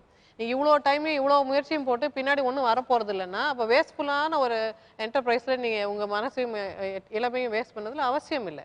பட் நீங்கள் எதில் கவனமான ஒரு விஷயத்தில் நீங்கள் மனசு செலுத்துறீங்கன்னா பிற்காலத்தில் அதில் பலன் வரும். அண்ட் இந்த வயசில் அந்த 13லேருந்து 18 வயசு வரைக்கும் உங்களோட இந்த ஆப்போசிட் செக்ஸ் அட்ராக்ஷன் மிகப்பெரிய ஒரு அச்சுறுத்தல். புக்கை திறந்த உடனேயே எதிர்பாலினத்தை பற்றி தான் கனவு வரும். அதை எப்படி ஹேண்டில் பண்ணுறதுன்றது ரொம்ப பெரிய வித்தை.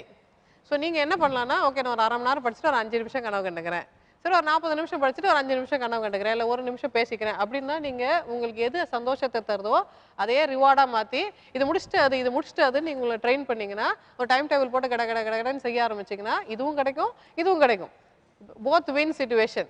இல்லை நீங்கள் கட்டாயத்தின் பேரில் 3 மணிக்கு ஏஞ்சி உட்காந்து படிச்சிங்கன்னா ரெண்டுமே தோற்று போயிடுவீங்க. இது முதல் விஷயம். ரெண்டாவது விஷயம், நிறைய பேரண்ட்ஸ் என்ன பண்ணுறாங்கன்னா, தூக்கம் ரொம்ப முக்கியமாக காலங்காத்தால் 3 மணிக்கு ஏஞ்சி படின்னு சொல்கிறாங்க. பட் சயின்ஸ் என்ன சொல்லுதுன்னா, காலங்காத்தால் 4:30 மணிலேருந்து 5 மணி வரைக்கும் தான் உங்கள் உடம்புல முக்கியமான ஹார்மோன்ஸ், அது growth ஹார்மோனாக இருக்கட்டும், தைராய்டு ஹார்மோனாக இருக்கட்டும், ரீப்ரொடக்டிவ் ஹார்மோன்ஸாக இருக்கட்டும், இதெல்லாம் அந்த பிரம்ம முகூர்த்தத்தில் தான் உற்பத்தி ஆகுது. அந்த காலத்தில் பிரம்ம முகூர்த்தத்தில் உற்பத்தி ஆயிடுச்சுன்னா அந்த ஆணுக்கு விந்து வெளியேறிடும், அசுத்தமாயிடும். அதனால் அவன் பிரம்மச்சாரிய காரியத்தில் ஈடுபடக்கூடாதுன்றதுனால வேத காலத்துலலாம் காலங்காத்தால் எழுப்பி விட்டுருவாங்க.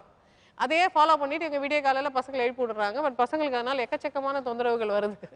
ஸோ விடிய காலையில் ஏந்திக்கிறது ரொம்ப மோசமான உடல் நலத்துக்கு கேடு விளைவிக்கும் பழக்கம்ன்றதுனால நீங்கள் 5:30 மணி 6 மணிக்கு மேலே ஏஞ்சி நிதானமாக எவ்வளோ படித்தாலும் ஓகே, நைட் எவ்வளோ நேரம் முடிச்சு இருந்து படித்தாலும் ஓகே. பட் 2 மணிலேருந்து 6 மணி வரைக்கும் முடிஞ்ச வரைக்கும் தூங்குறது ரொம்ப ரொம்ப அவசியம்.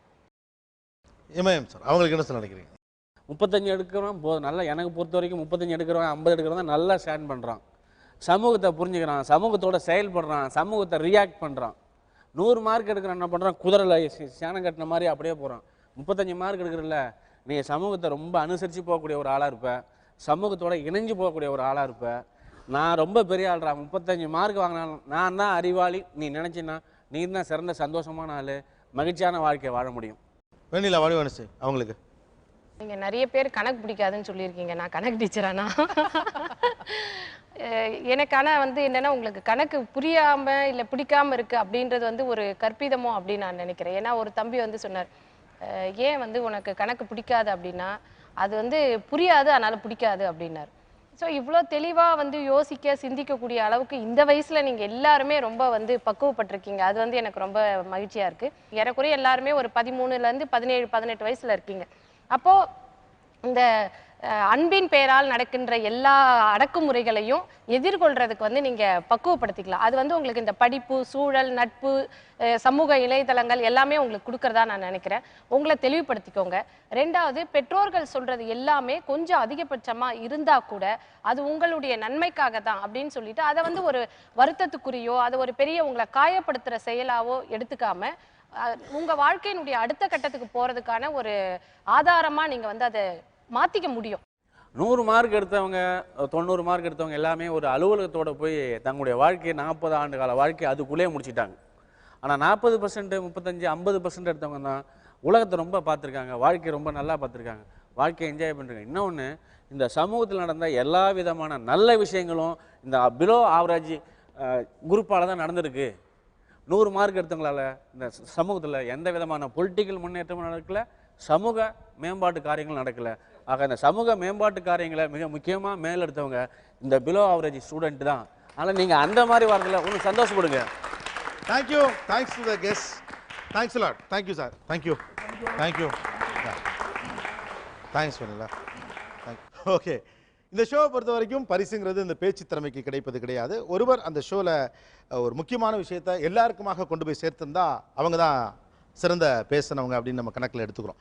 அந்த அடிப்படையில் பார்க்குறப்ப ஒரு பொருளாதார பேராசிரியராக இருந்தாலும் கூட லகரம் லகரம் லகரம் அதை எப்படியெல்லாம் பயன்படுத்தணும், அப்புறம் அந்த ஒற்றெழுத்து சம்பந்தப்பட்ட விஷயங்களை அழகாக சொன்ன பொருளாதார பேராசிரியருக்கு இதை கொடுக்கணும் ஆசைப்படுறோம். சொல்லிக் கொடுக்கும்போது நாம் கற்பிக்கிறப்போ அவங்களுக்கு இந்த சின்னலா, பெரியலா, குண்டுலா, குள்ளலாலாம் சொல்லக்கூடாது. லகர லகர வேறுபாடு தெரிஞ்சிக்கன்னு சொல்லணும். ஒரு நகைச்சுவை என்னுடைய வகுப்பில் நிகழ்ச்சி நடந்தது. குலம் குளம் எந்த லாசார் போடணும்னு எழுந்து இப்படி தான் கேட்டான், சின்ன லாவா பெரிய லாவான்னு. நான் அப்படி தான் சொன்னேன், அப்படி இப்போ எந்த லான்லாம் கேட்கக்கூடாது, உருவகப்படுத்தக்கூடாது. லகர வேறுபாடு, லகரம் தனிச்சிறப்பு சொல்லிகிட்டு இருக்கேன். மஞ்சுளாவுக்கு கூட மஞ்சு கூட்டல் உலா சின்னலா தான் வரணும், லகரம் தான் வரணும். இங்கே பொருள் இல்லாமல் மஞ்சு கூட்டல் உலான்னு சொல்லிக்கிட்டு இருக்காங்க, அது பொருள் இல்லை. மஞ்சுனா மேகம், மேகத்தை போல் கூந்தல் உடையவள் சீதையை பார்த்து கம்பர் சொன்ன வரியிலிருந்து வந்தது. Trichy London harbours and plywood வழங்கும் ஒரு கலெக்ஷன். வாழ்த்துக்கள் சார். Good luck. ஓகே, இந்த பக்கம் எல்லாரும் நல்லா தான் பேசுனீங்க. Some of them are very stylish, some of them are very realistic. But from the beginning to the point, ப்ரிசைஸாக கண்டென்ட்டை வந்ததுலேருந்து ஒன்று பொட்டேர்னு உண்மையை பேசிக்கிட்டே இருந்துச்சு அந்த பொண்ணு. வாமா, உங்களுக்கு தான் அந்த பரிசு. திருச்சி மங்கள் வழங்கும் கிஃப்ட் வவுச்சர். வாழ்த்துக்கள். Good luck, all the best. நிகழ்ச்சியில் கலந்து கொண்ட அனைவருக்கும் கோபிநாத்தின் நெஞ்சார்ந்த நன்றிகள். மீண்டும் இன்னொரு சந்தர்ப்பத்தில் பேசுவோம். ஆச்சி Masala Neeya Naana powered by NAC Jewellers, co-presented by Sunland. ஒவ்வொரு துளியிலும் எனர்ஜி. நன்றி, வணக்கம்.